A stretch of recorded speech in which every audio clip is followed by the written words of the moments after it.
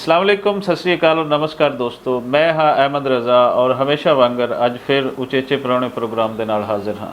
उचेचे परौने programme के अंदर उन्होंने शख्सियतों के नाल मिलते हो जिहड़े साडे लई कुछ करते हैं, जिहड़े इत्थों के आम इंसानां वास्ते कुछ करते हैं। भले इहदे विच तुसीं बादशाहियां दे नाल जुड़े लोग नहीं वेखदे हो, लेकिन साडे बादशाह भी यही हैं, साडे फकीर भी यही, साडे दरवेश भी यही, जिहड़े हमेशा इंसानी हक्कां दी गल करते हैं और पंजाब वास्ते जींदे हैं और पंजाबी वास्ते जींदे हैं।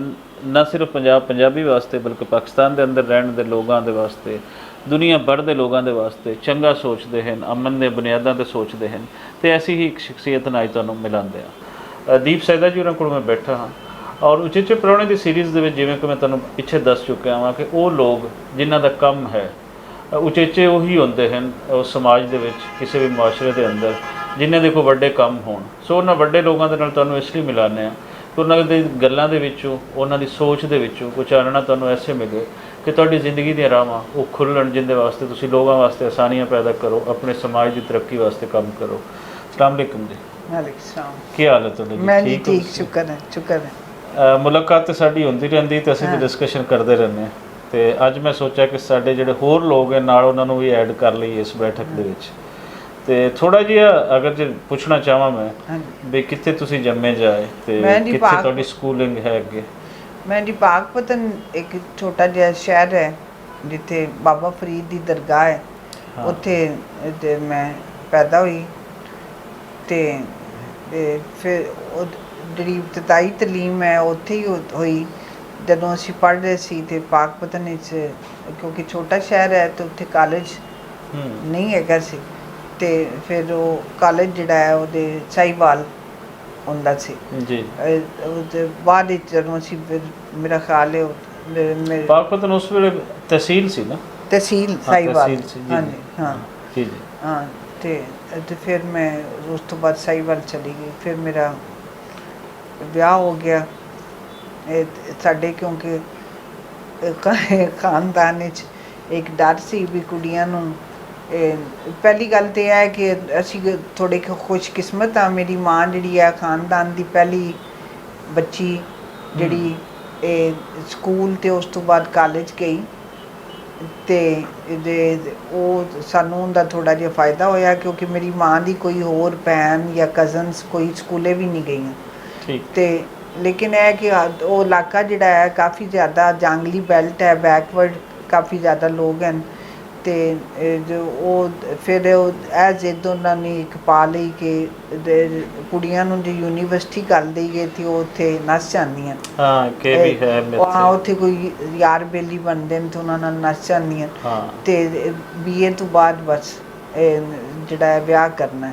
ਤੇ ਬਸ ਮੇਰਾ ਵਿਆਹ ਹੋਇਆ ਤੇ ਮੈਂ ਵਿਆਹ ਤੋਂ ਬਾਅਦ ਸੌਰੀ ਤੁਹਾਡੀ ਗੱਲ ਕਰ ਰਹੇ ਫਿਰ ਦਰਿਆ ਤੋਂ ਉਰੇ BA ਤੋਂ ਬਾਅਦ ਤੱਕ ਦੀ ਇਜਾਜ਼ਤ ਦਿੰਦੇ ਨੇ, ਪਰਲੀ ਸਾਈਡ ਤੇ ਬਸ ਇੱਕ 5 ਪੜਾ ਕੇ ਰੋੜਾ ਮਿਟਾ ਦੇ। ਹਾਂ, ਤੇ ਉਹਦੇ ਵਿਆਹ ਤੋਂ ਬਾਅਦ ਫਿਰ ਮੈਂ ਅਮਰੀਕਾ ਚਲੀ ਗਈ। ਠੀਕ, ਹਾਂਜੀ। ਤੇ ਫਿਰ ਬਾਬਾ ਸਾਲ ਉੱਥੇ ਰਹੀ ਅਮਰੀਕਾ 'ਚ। ਉੱਥੇ ਜਾ ਕੇ ਫਿਰ ਥੋੜ੍ਹੀ ਪੜ੍ਹਾਈ ਪੜੂਈ, ਥੋੜ੍ਹਾ ਚੀਜ਼ਾਂ ਨੂੰ ਸਮਝਣ ਦਾ ਮੌਕਾ ਮਿਲਿਆ। ਇੱਕ ਨਵੀਂ ਦੁਨੀਆ ਸੀ। ਕਿਤਾਬਾਂ ਪੜ੍ਹੀਆਂ, ਫਿਲਮਾਂ ਵੇਖੀਆਂ। ਅਗਰ ਅਸੀਂ ਇਹਨੂੰ ਇਸ ਤਰੀਕੇ ਨਾਲ ਦੇਖੀਏ ਕਿ ਤੁਸੀਂ ਇੱਥੋਂ ਇੱਕ ਪਾਕਿਸਤਾਨੀ ਪੰਜਾਬੀ ਸਮਾਜ ਦੇ ਵਿੱਚ ਉੱਠ ਕੇ ਅਮਰੀਕਾ ਚਲੇ ਜਾਂਦੇ, ਤੇ ਕੀ ਐਸਾ ਫਰਕ ਤੁਹਾਨੂੰ ਉੱਥੇ ਦੇਖਣ ਨੂੰ ਮਿਲਿਆ ਜਿਹੜਾ ਇੱਥੋਂ ਤੇ ਉੱਥੋਂ ਦੇ ਮੁਆਸ਼ਰੇ ਦੇ ਅੰਦਰ? ਉੱਥੇ ਜ਼ਮੀਨ ਤੇ ਅਸਮਾਨ ਦਾ ਫਰਕ ਹੈ ਨਾ। ਉਹ ਤਾਂ ਇਵੇਂ ਹੀ ਹੈ ਕਿ ਹੁਣ ਪਾਕਪਤਨ ਦੀ ਜਿਹੜੀ ਕੁੜੀ ਹੈ, ਪਾਕਪਤਨ ਤੁਸੀਂ ਅਮਰੀਕਾ ਚਲੇ ਗਏ, ਨਿਊਯਾਰਕ, ਅਤੇ ਜ਼ਮੀਨ ਅਸਮਾਨ ਦਾ ਫਰਕ ਇਸ ਲਈ ਕਿ ਤੁਸੀਂ ਵੇਖ ਰਹੇ ਹੋ ਕਿ ਔਰਤਾਂ ਜਿਹੜੀਆਂ ਨੇ ਸਵੇਰੇ ਸਵੇਰੇ ਸੜਕਾਂ ਦੇ ਉੱਤੇ ਜਿੰਨੇ ਬੰਦੇ ਨੇ ਉਸ ਤੋਂ ਜ਼ਿਆਦਾ ਔਰਤਾਂ ਨੇ ਟ੍ਰੇਨਾਂ ਦੇ ਅੰਦਰ ਜਾ ਰਹੀਆਂ, ਨੌਕਰੀਆਂ 'ਤੇ, ਕੰਮ ਕਾਰ 'ਤੇ। ਅਤੇ ਸਾਡੇ ਤਾਂ ਪਾਕਪਤਨ ਤੇ ਉਹ ਟੋਪੀ ਬੁਰਕਾ ਅਤੇ ਮਸਨ ਪਰਦੇ ਤੋਂ ਬਗੈਰ ਔਰਤ ਦਾ। ਸਭ ਤੋਂ ਪਹਿਲੀ ਜਿਹੜੀ ਤਸਵੀਰ ਤੁਹਾਡੇ ਵਾਸਤੇ ਹੈਰਾਨੀ ਵਾਲੀ ਸੀ ਉਹ ਔਰਤ ਦੀ ਆਜ਼ਾਦੀ ਸੀ। ਹਾਂਜੀ, ਬਿਲਕੁਲ ਬਿਲਕੁਲ ਔਰਤ ਦੀ ਆਜ਼ਾਦੀ।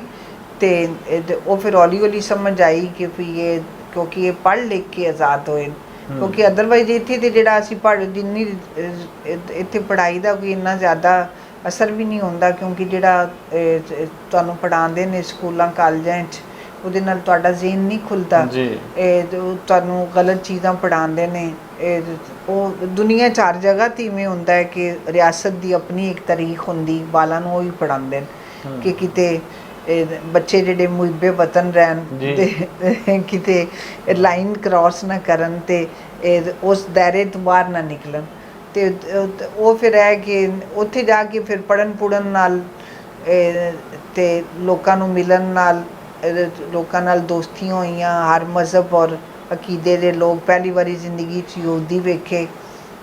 ਯਹੂਦੀਆਂ ਨਾਲ ਮਿਲੇ ਫਿਰ? ਹਾਂ, ਮੇਰੀਆਂ ਜਿਹੜੀਆਂ ਕਰੀਬੀ ਤਰੀਨ ਜਿਹੜੀਆਂ ਸਹੇਲੀਆਂ ਸਨ 3 ਉੱਥੇ, ਉਹਨਾਂ 'ਚੋਂ ਇੱਕ ਯਹੂਦੀ ਸੀ, ਇੱਕ ਅਫਰੀਕਨ ਅਮੈਰੀਕਨ ਔਰ ਇੱਕ ਹੇਟੀ ਦੀ ਔਰਤ, ਤੇ ਇੱਕ ਡਾਕਟਰ ਸੀ, ਇੱਕ ਉਸਤਾਦ ਹੈ ਤੇ ਇੱਕ ਬਿਜ਼ਨਸ ਕਰਦੀ।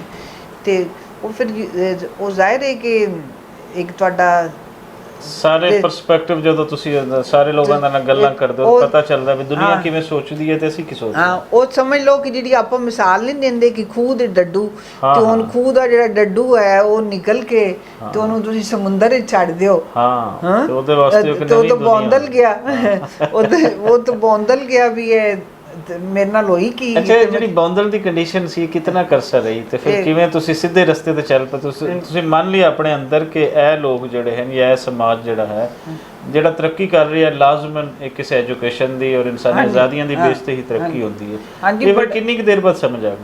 ਨਹੀਂ, ਥੋੜੇ ਦਿਨਾਂ ਬਾਅਦ। ਕਿਉਂਕਿ ਪਹਿਲੇ ਤੁਹਾਡਾ ਫੈਮਿਲੀ ਬੈਕਗ੍ਰਾਉਂਡ ਜਿਵੇਂ ਤੁਸੀਂ ਦੱਸਿਆ ਕਿ ਤੁਹਾਡੀ ਮਾਂ ਜੀ ਜਿਹੜੇ ਸਨ ਉਹ ਪੜ੍ਹੇ ਹੋਏ ਸਨ ਤੇ ਘਰ ਦਾ ਮਾਹੌਲ ਕੁਝ ਬਿਹਤਰ ਸੀ ਪਹਿਲੇ। ਹਾਂ, ਘਰ ਤੇ ਕੋਈ ਸਾਨੂੰ ਸਖਤੀ ਨਹੀਂ ਗਈ।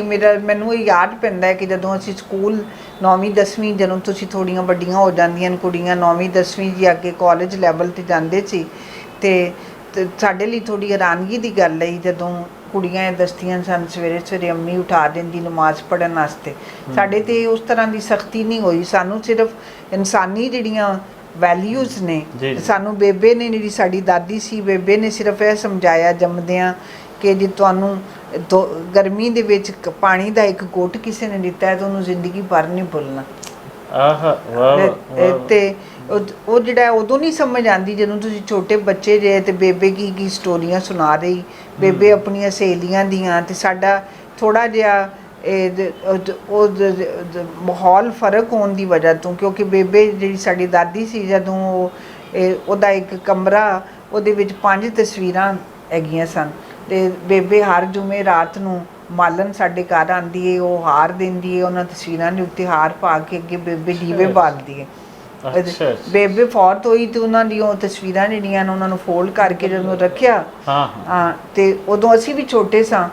ਤੇ ਇਹ ਬਾਅਦ ਜਦੋਂ ਤਸਵੀਰਾਂ ਉਹ ਸੰਦੂਕ ਬੇਬੇ ਦਾ ਮੈਂ ਖੋਲ੍ਹਿਆ ਤੇ ਉਹਦੇ ਵਿੱਚ ਇੱਕ ਤੇ ਉਹ ਇੰਨਾ ਕੁ ਸਾਰਾ ਡੱਬਾ ਬੇਬੇ ਨੂੰ ਮੈਂ ਉੱਕਾ ਤਾਜ਼ਾ ਕਰਕੇ ਦਿੰਦੀ ਹੈ ਤੇ ਬੇਬੇ ਨੇ ਕਿਹਾ ਕਿ ਇਹ ਮੇਰਾ ਹੈ।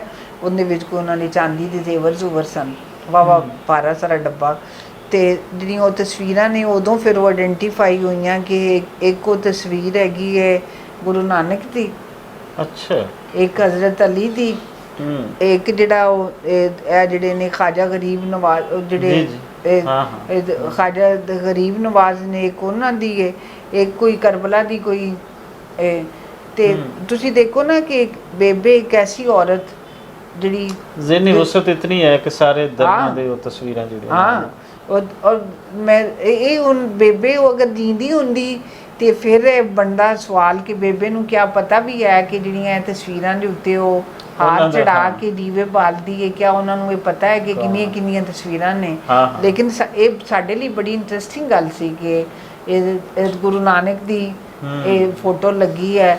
ਇੱਕ ਹੈ ਜਿਹੜੀ ਉਹ ਪਹਿਲੇ ਉਹਨਾਂ ਦੇ ਹੱਥ ਦੇ ਉੱਤੇ ਇੰਜ ਬਣਿਆ ਹੁੰਦਾ ਸੀ ਕਿ ਉਹਨੂੰ ਕਹਿੰਦੇ ਸਾਈਂ ਬਾਬਾ। ਇਹ ਤਾਂ ਸਾਨੂੰ ਪਤਾ ਵੀ ਨਹੀਂ ਵੀ ਕੌਣ ਹੈ, ਤੇ ਮੈਂ ਬਾਅਦ ਵਿੱਚ ਇੰਡੀਆ 'ਚ ਗਈ ਤੇ ਪਤਾ ਲੱਗਿਆ ਕਿ ਸਾਈਂ ਬਾਬਾ। ਤੇ ਉਹ ਬੇਬੇ ਦੀਆਂ ਉਹ 5 ਤਸਵੀਰਾਂ, 5 ਡਿਫਰੈਂਟ ਮਜ਼ਾਹਿਬ ਦੇ ਲੋਕ ਜਿਨ੍ਹਾਂ ਤੇ ਉਹ ਹਰ ਜੁਮੇ ਰਾਤ ਨੂੰ ਔਰ ਰੋਜ਼ ਉਹਨਾਂ ਨੇ ਸਵੇਰੇ ਅਜ਼ਾਨਾਂ ਵੇਲੇ ਉੱਠ ਕੇ ਜਾਣਾ ਬਾਬਾ ਫਰੀਦ ਦੀ ਦਰਗਾਹ ਤੇ, ਉੱਥੇ ਉਹਨਾਂ ਨੇ ਨਮਾਜ਼ ਪੜ੍ਹਨੀ। ਇਹ ਜਿਹੜਾ ਤੁਸੀਂ ਗੱਲ ਕਰ ਰਹੇ ਹੋ, ਇਹ ਤੁਹਾਨੂੰ ਇਵੇਂ ਨਹੀਂ ਲੱਗਦਾ ਵੀ ਜਿਹੜਾ ਪੰਜਾਬ ਦਾ ਇੱਕ ਸੈਕੂਲਰ ਫੇਸ ਸੀ ਪਾਰਟੀਸ਼ਨ ਤੋਂ ਪਹਿਲੇ ਮਜ਼ਹਬੀ ਵੰਡ ਕਰਾਈ ਗਈ, ਇਹ ਮੁਗਲਾਂ ਦੇ ਦੌਰ ਤੋਂ ਇਹ ਵੰਡ ਹੈ ਰਹੀ, ਲੇਕਿਨ ਉਹਦੇ ਤੇ ਸ਼ਿੱਦਤ ਜਿਹੜੀ ਉਹ ਨਹੀਂ ਸੀ। ਪਹਿਲੇ ਖੁਸ਼ੀ ਗਮੀ ਦੇ ਵਿੱਚ ਇੱਕ ਦੂਜੇ ਦੇ ਸਾਂਝੇ ਹੁੰਦੇ ਸਨ, ਕੋਈ ਕ੍ਰਿਸਚੀਅਨ ਹੈ, ਹਿੰਦੂ ਹੈ, ਸਿੱਖ ਹੈ, ਮੁਸਲਮਾਨ ਹੈ। ਪਾਕ ਪਤਨ ਦੇ ਅੰਦਰ ਅਸੀਂ ਦੇਖੀਏ ਤੇ ਪਾਕ ਪਤਨ ਦੇ ਅੰਦਰ ਜਿਹੜੀ ਬਾਬਾ ਫਰੀਦ ਦੀ ਦਰਗਾਹ ਦੀਆਂ ਚਾਬੀਆਂ ਹਨ ਉਹ ਹਿੰਦੂਆਂ ਦੇ ਕੋਲ ਹੁੰਦੀਆਂ ਹਾਂ। ਸਨ ਔਰ ਉੱਥੋਂ ਦੇ ਜ਼ਿਮੀਂਦਾਰ ਅਸੀਂ ਆਸੇ-ਪਾਸੇ ਦੇਖੀਏ ਤੇ ਸਰਦਾਰ ਹੁਕਮ ਸਿੰਘ ਤੇ ਸਾਰੇ ਹਾਂ। ਜਾਂ ਬੇਦੀ ਖਾਨਦਾਨ ਅਸੀਂ ਨਾਲ ਹਾਂ, ਦੇਖੀਏ ਹਾਂ। ਚੱਕ ਬੇਦੀ ਵਾਲਾ, ਤੇ ਇੱਥੇ ਇੱਕ ਮਲਟੀ ਰਿਲੀਜੀਅਸ ਸੁਸਾਇਟੀ ਹੈ। ਬਿਲਕੁਲ। ਇਹ ਕਿਆ ਉਹਦਾ ਇੰਪੈਕਟ ਨਹੀਂ ਹੈ ਸਾਰੇ ਮਜ਼ਹਬਾਂ ਦੇ ਲੋਕਾਂ ਦਾ ਇੱਕ ਇਤਰਾਮ ਪੈਦਾ ਹੋ ਜਾਂਦਾ ਜਿਹਨੂੰ ਬਾਅਦ ਵਿੱਚ ਤੋੜਿਆ ਗਿਆ ਔਰ ਬਰਬਾਦੀ ਕੀਤੀ ਗਈ ਪੰਜਾਬ ਦੇ ਉਸ ਫੇਸ ਦੀ।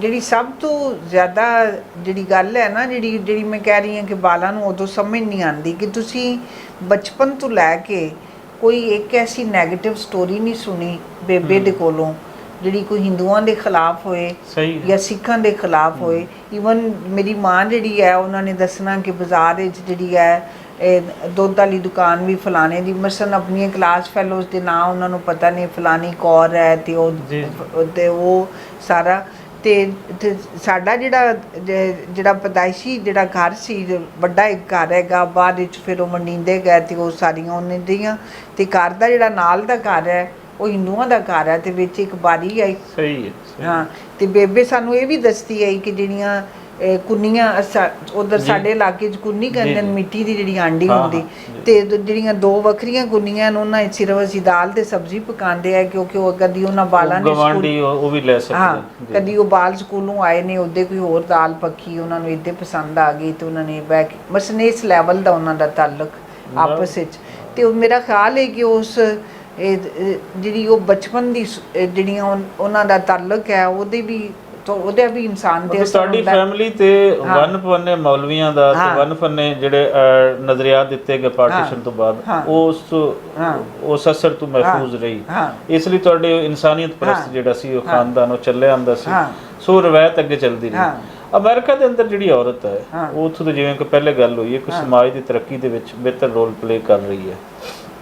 ਅਗਰ ਅਸੀਂ ਉਸ ਉੱਥੋਂ ਬੈਠੀ ਔਰਤ ਨੂੰ ਦੇਖਣਾ ਹੋਵੇ ਤੇ ਇੱਥੋਂ ਦੀ ਔਰਤ ਨੂੰ ਉਸ ਲੈਵਲ ਤੇ ਲਿਜਾਣਾ ਹੋਵੇ ਤੇ ਕੀ ਯਤਨ ਕਰਨਾ ਪਏਗਾ ਤੇ ਕਿੰਨਾ ਕੁ ਔਖਾ ਇਹ ਹੈ, ਜਾਂ ਕਿ ਇਹਨੂੰ ਕੋਈ ਇੱਕ ਸਦੀ ਲੱਗੇਗੀ, ਕਿੰਨਾ ਅਰਸਾ ਲੱਗ ਸਕਦਾ, ਕਿਉਂਕਿ ਅਲਟੀਮੇਟਲੀ ਸਫਰ ਤੇ ਉਹੀ ਹੈ, ਉਸ ਸਾਈਡ ਤੇ ਜਾਣਾ ਪੈਣਾ। ਉਹਦੀ ਦੇਖੋ ਨਾ ਕਿ ਅਮਰੀਕਾ ਦੇ ਅੰਦਰ ਵੀ ਜਿਹੜੀਆਂ ਅਮਰੀਕੀ 2-3 ਬਜ਼ੁਰਗ ਔਰਤਾਂ ਸਨ, ਕਿਉਂਕਿ ਮੈਂ ਉੱਥੇ ਗਈ ਤੇ ਤਾਰੇ ਮੇਰੇ ਬੱਚੇ ਪੈਦਾ ਹੋਏ ਤੇ ਮੇਰੇ ਕੋਈ ਰਿਸ਼ਤੇਦਾਰ ਅਜ਼ੀਜ਼ ਕੋਈ ਗਾਈਡ ਕਰਨ ਵਾਲਾ ਨਹੀਂ, ਕਿਤਾਬਾਂ ਕਤੂਬਾਂ ਪੜ੍ਹ ਕੇ ਮੈਂ ਬੱਚੇ ਸਾਂਭੇ ਤੇ ਉਹ ਬਜ਼ੁਰਗ ਜਿਹੜੀਆਂ 1-2 ਖਵਾਤੀਨ ਸਨ ਜਿਹੜੀਆਂ ਉੱਥੋਂ ਦੀ ਅਮਰੀਕੀ ਜਿਹੜੀਆਂ 50-60 ਸਾਲ ਪੁਰਾਣੀਆਂ ਉੱਥੋਂ ਦੀ ਸੁਸਾਇਟੀ ਦੇ ਬਾਰੇ 'ਚ ਵੀ ਉਹ ਗੱਲਾਂ ਕਰਦੇ ਸਨ। ਉਹ ਕਾਫੀ ਕੰਜ਼ਰਵੇਟਿਵ ਔਰ ਉਸ ਤਰ੍ਹਾਂ ਦੀ ਸੁਸਾਇਟੀ, ਤੇ ਅਮਰੀਕਾ ਜਾਂ ਦੂਜੇ ਜਿਹੜੇ ਮੁਲਕ ਨੇ ਉਹਨਾਂ ਨੇ ਤਰੱਕੀ ਕੀਤੀ ਹੈ ਜਦੋਂ ਉਹ ਚਰਚ ਤੋਂ ਆਜ਼ਾਦ, ਚਰਚ ਵੱਖਰਾ ਹੋ ਗਿਆ, ਰਿਆਸਤ ਵੱਖਰੀ ਹੋ ਗਈ। ਚਰਚ ਜਿਹੜਾ ਹੈ ਮਜ਼ਹਬ ਦਾ ਆਪਣਾ ਇੱਕ ਕੰਮ ਹੈ,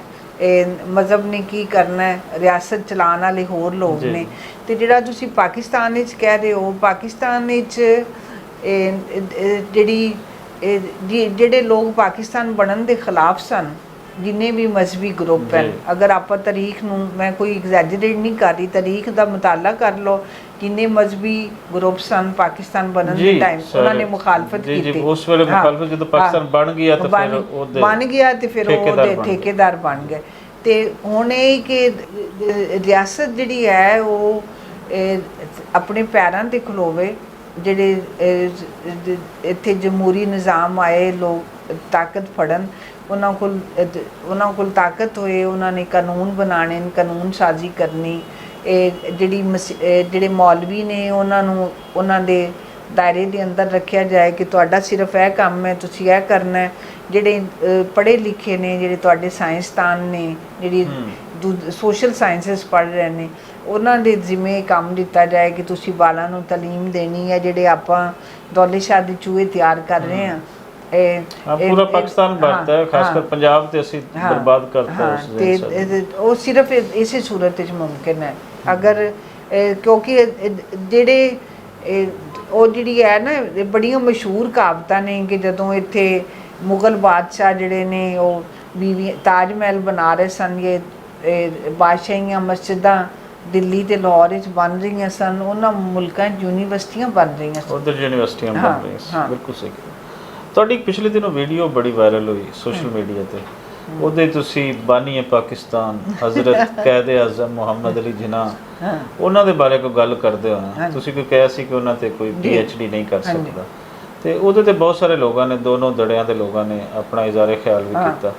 ਤੇ ਕੁਝ ਲੋਕਾਂ ਦਾ ਕਹਿਣਾ ਇਹ ਹੈ ਕਿ ਹੋ ਸਕਦੀ ਹੈ, ਤੇ ਉਸ ਨੂੰ ਖੋਲ੍ਹਿਆ ਫਿਰ ਬਹੁਤ ਸਾਰੇ ਲੋਕਾਂ ਨੇ ਕਿ ਹੋ ਸਕਦੀ ਹੈ, ਲੇਕਿਨ ਉਹਦੇ ਤੇ ਤੁਸੀਂ ਕਾਇਦੇ ਆਜ਼ਮ ਦੀ ਪਰਸਨੈਲਿਟੀ ਦਾ ਕ੍ਰਿਟੀਕਲ ਐਨਾਲਿਸਿਸ ਨਹੀਂ ਕਰ ਸਕਦੇ। ਉਸ ਗੱਲ ਨੂੰ ਕੋ ਥੋੜਾ ਜਿਹਾ ਖੋਲੋ ਕਿ ਤੁਸੀਂ ਕਿਸ ਐਂਗਲ ਦੇ ਵਿੱਚੋਂ ਗੱਲ ਕੀਤੀ। ਨਹੀਂ, ਉਹ ਮੈਂ ਇਸੇ ਐਂਗਲ ਵਿੱਚ ਕੀਤੀ ਕਿ ਕਾਇਦੇ ਆਜ਼ਮ ਦੀ ਸ਼ਖਸੀਅਤ ਦੇ ਉੱਤੇ ਜਿਹੜੀਆਂ ਇੱਥੇ ਕੁਝ ਲੋਕਾਂ ਨੇ ਕੁਝ ਪੇਪਰਸ ਵਗੈਰਾ ਲਿਖੇ ਨੇ, ਮੈਂ ਉਹਨਾਂ ਸਾਰਿਆਂ ਨੂੰ ਸਟੱਡੀ ਕੀਤਾ ਹੈ। ਜਿਨਾਹ ਤੇ ਨਹਿਰੂ, ਜਿਨਾਹ ਦੀ ਸਿਆਸਤ, ਜਿਨਾਹ ਤੇ ਗਾਂਧੀ, ਜਿਨਾਹ ਤੇ ਫਲਾਣਾ ਜੇ ਵੋ, ਲੇਕਿਨ ਜਿਨਾਹ ਦੀ ਜਿਹੜੀ ਪਰਸਨੈਲਿਟੀ ਹੈ ਕਿ ਜਿਨਾਹ ਕੌਣ ਸੀ, ਉਹ ਪੈਦਾ ਹੋਇਆ, ਉਹਦੀ ਕੀ ਬੈਕਗਰਾਉਂਡ ਹੈ, ਉਹਨੇ ਕਿਹੜਾ ਵਿਆਹ ਕੀਤੇ, ਕੀ ਖਾਂਦੇ ਸਨ, ਕੀ ਖਾਂਦੇ ਸਨ, ਕੀ ਪੀਂਦੇ ਸਨ।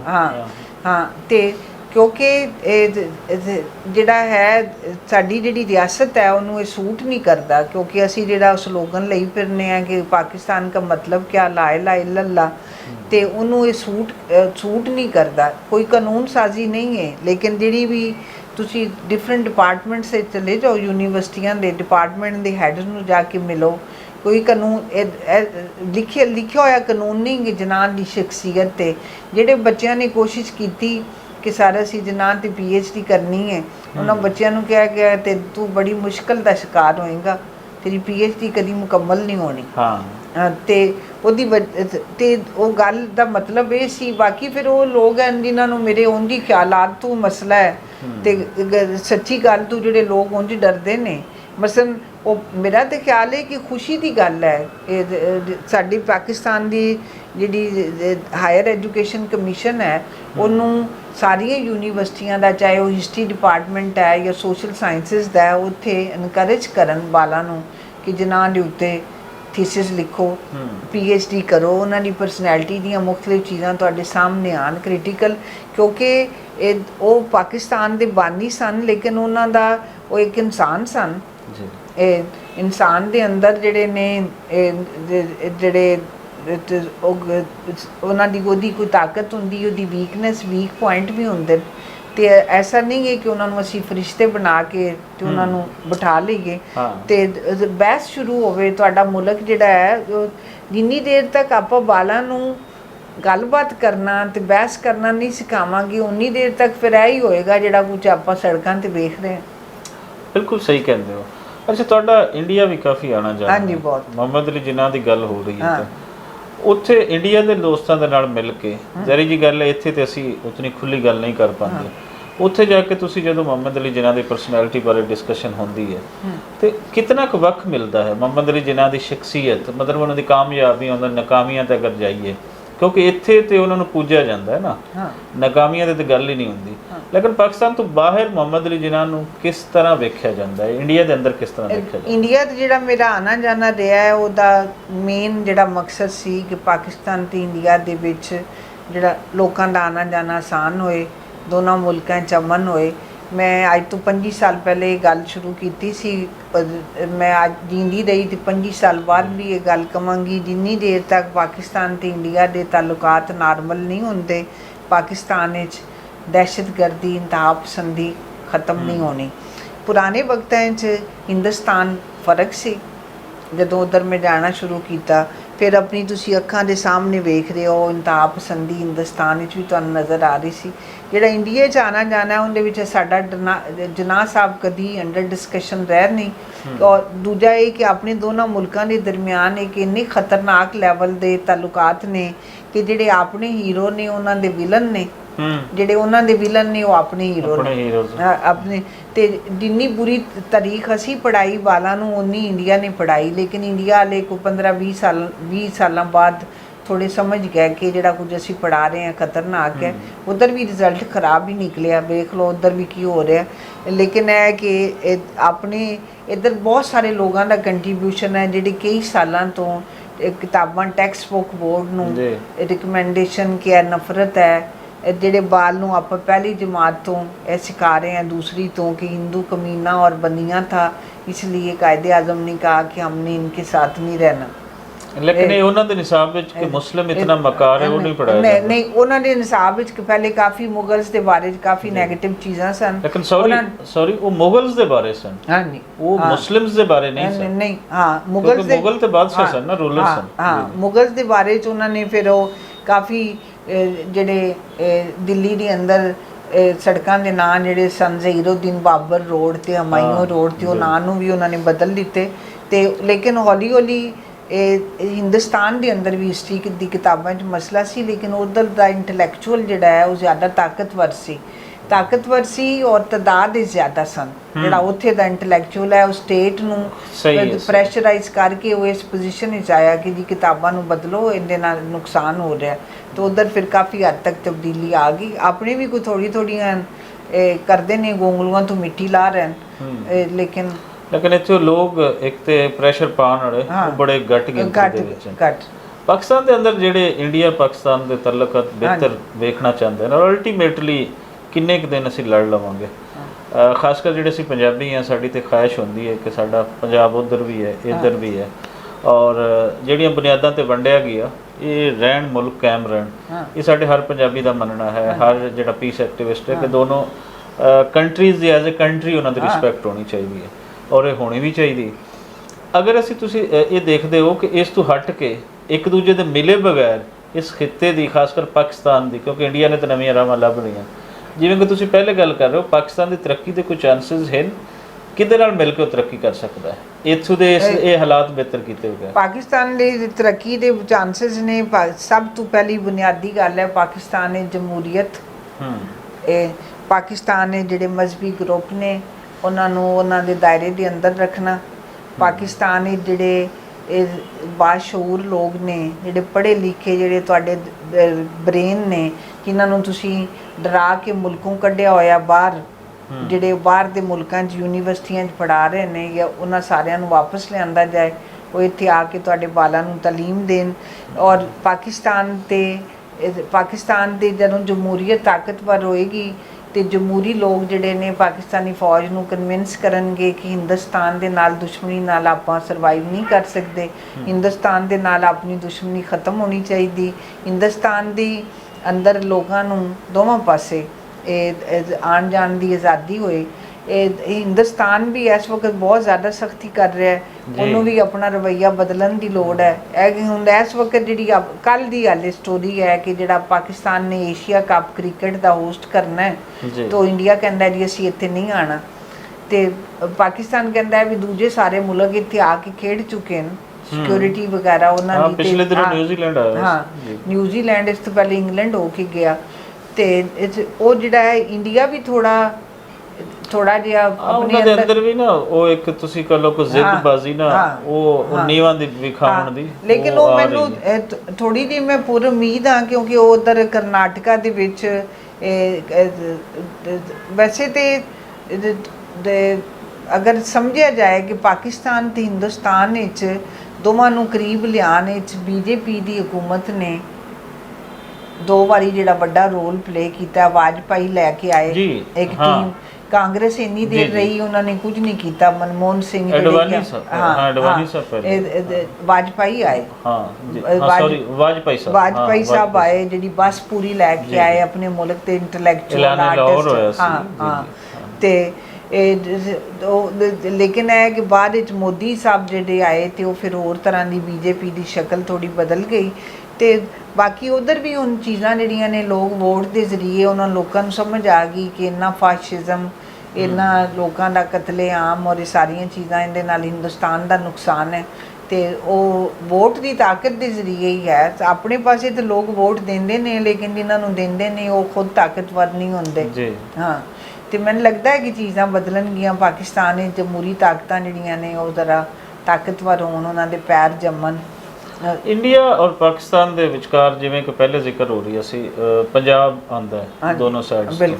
ਇਹਨਾਂ ਦੇ ਜਦੋਂ ਜੰਗਾਂ ਲੱਗਦੀਆਂ ਤੇ ਇਹਨਾਂ ਨੂੰ ਲੜਾਇਆ ਜਾਂਦਾ ਹੈ, ਤੇ ਪੰਜਾਬੀਆਂ ਨੂੰ ਕੋਈ ਬਿਹਤਰ ਆਪਣੇ ਨੇੜੇ ਲਿਆਉਣ ਵਾਸਤੇ ਸਾਡੇ ਕੋਲ ਕੁਝ ਇੱਥੇ ਪੁਆਇੰਟਸ ਸਨ, ਜਿਵੇਂ ਕੁਝ ਐਸੇ ਕਾਰੀਡੋਰ ਸਨ ਜਿਹੜੇ ਖੋਲ੍ਹਣੇ ਜ਼ਰੂਰੀ ਸਨ। ਉਹਦੇ 'ਤੇ ਪਹਿਲੇ ਗੱਲ ਹੋ ਰਹੀ ਸੀ।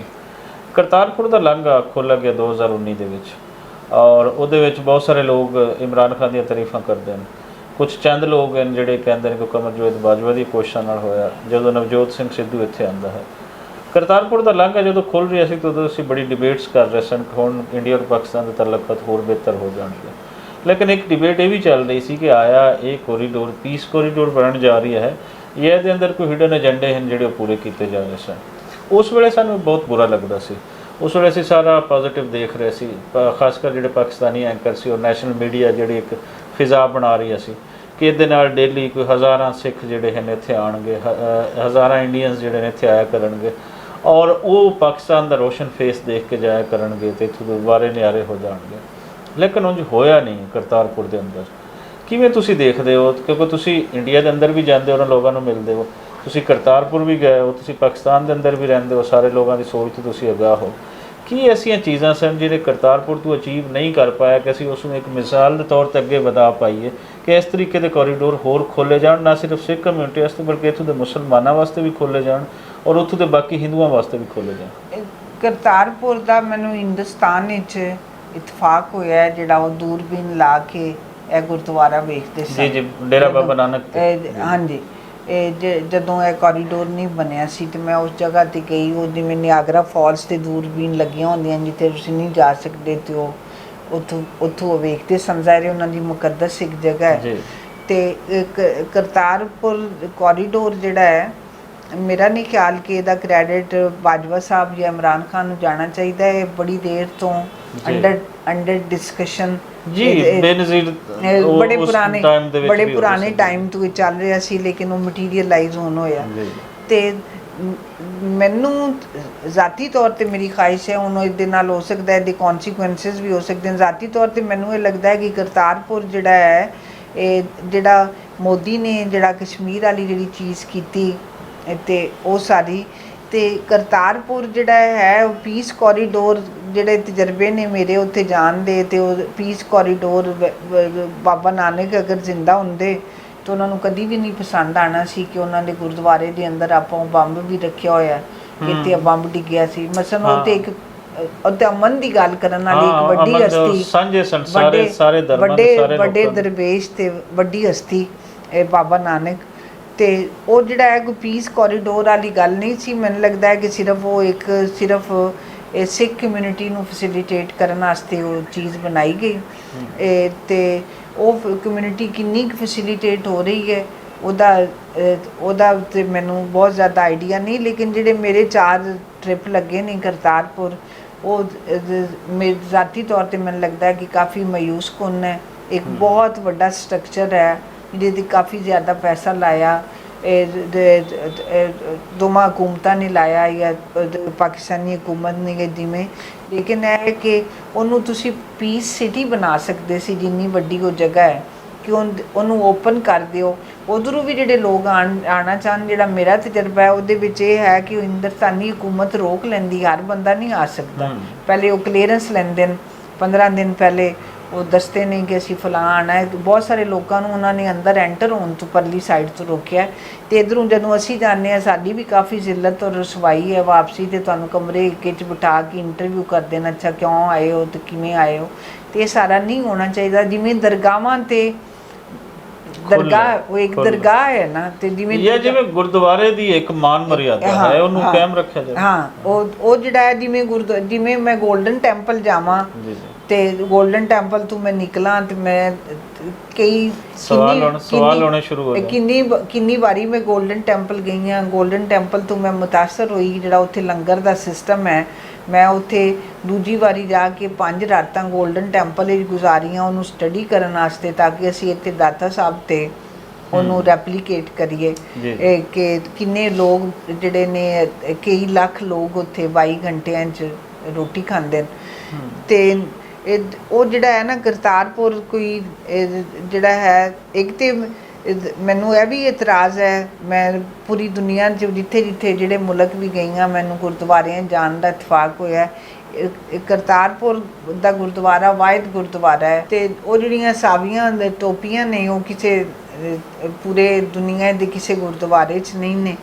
ਉਹ ਇੱਕ ਮੈਂ ਖੱਤ ਵੀ ਲਿਖਿਆ ਹੈ ਗੁਰਦੁਆਰਾ ਦੀ ਜਿਹੜੀ ਕਮੇਟੀ ਨੂੰ, ਪਤਾ ਨਹੀਂ ਉਹਨਾਂ ਤੱਕ ਪਹੁੰਚਿਆ ਕਿ ਨਹੀਂ, ਕਿ ਥੋੜ੍ਹਾ ਇਹਨੂੰ ਕਰੋ ਜਿਹੜੀ ਉੱਥੇ ਇੱਕ ਪਾਸੇ ਜਿਹੜੇ ਲੋਕ ਹਿੰਦੁਸਤਾਨ ਤੋਂ ਆ ਰਹੇ ਨੇ ਉਹ ਕਰਤਾਰਪੁਰ ਸ਼ਰੀਫ ਦੇ ਅੰਦਰ ਉਹ ਮੱਥਾ ਟੇਕਣ ਦੇ ਨਾਲ ਨਾਲ ਉਹਨਾਂ ਨੂੰ ਇਵੇਂ ਵੀ ਲੱਗਦਾ ਅਸੀਂ ਪਾਕਿਸਤਾਨ ਜਾ ਰਹੇ ਹਾਂ। ਤੇ ਜਿਹੜੀ ਆਪਾਂ ਨਾਲ ਇੱਕ ਮਾਰਕੀਟ ਬਣਾਈਏ ਜੀ, ਉਹ ਮਾਰਕੀਟ ਜਿਹੜੀ ਹੈ ਬੜੀ ਮਾਯੂਸੀ ਵਾਲੀ ਗੱਲ ਹੈ ਕਿ ਪਾਕਿਸਤਾਨ ਦੀਆਂ ਕਿਹੜੀ ਮਾਰਕੀਟਾਂ ਇੰਨੀਆਂ ਹੁੰਦੀਆਂ ਜਿਸ ਤਰ੍ਹਾਂ ਦੀ ਉਹ ਬਣਾਈ, ਕਿਉਂਕਿ ਉਹਦੇ 'ਚ ਕੋਈ ਤੁਸੀਂ ਖਾਣ ਪੀਣ ਦੀਆਂ ਚੀਜ਼ਾਂ ਰੱਖੋ, ਠੀਕ ਹੈ ਲੋਕਾਂ ਨੇ ਅੰਦਰ ਲੰਗਰ ਲੈਣਾ ਹੈ, ਲੇਕਿਨ ਕੋਈ ਥੋੜੀ ਉੱਥੇ ਰੌਣਕ ਨਜ਼ਰ ਆਏ, ਕੋਈ ਉਹ ਲੱਗੇ ਉਹ ਬਿਲਕੁਲ ਆਈਸੋਲੇਟਡ ਜਿਹਾ ਹੈ। ਤੇ ਕੋਈ ਉਹ ਕਿੰਨਾ ਜ਼ਿਆਦਾ ਪੈਸਾ ਇਨਵੈਸਟਮੈਂਟ ਹੋਈ ਹੈ ਫਾਈਨੈਂਸ਼ੀਅਲ ਉਸ ਪ੍ਰੋਜੈਕਟ 'ਤੇ, ਉਹਦੇ 'ਚੋਂ ਪੀਸ ਜਿਹੜਾ ਹੈ ਕਿੰਨਾ ਕਿ ਨਿਕਲਿਆ, ਇਹ ਬਣਾਉਣ ਵਾਲਿਆਂ ਨੂੰ ਸੋਚਣ ਦੀ ਲੋੜ ਹੈ।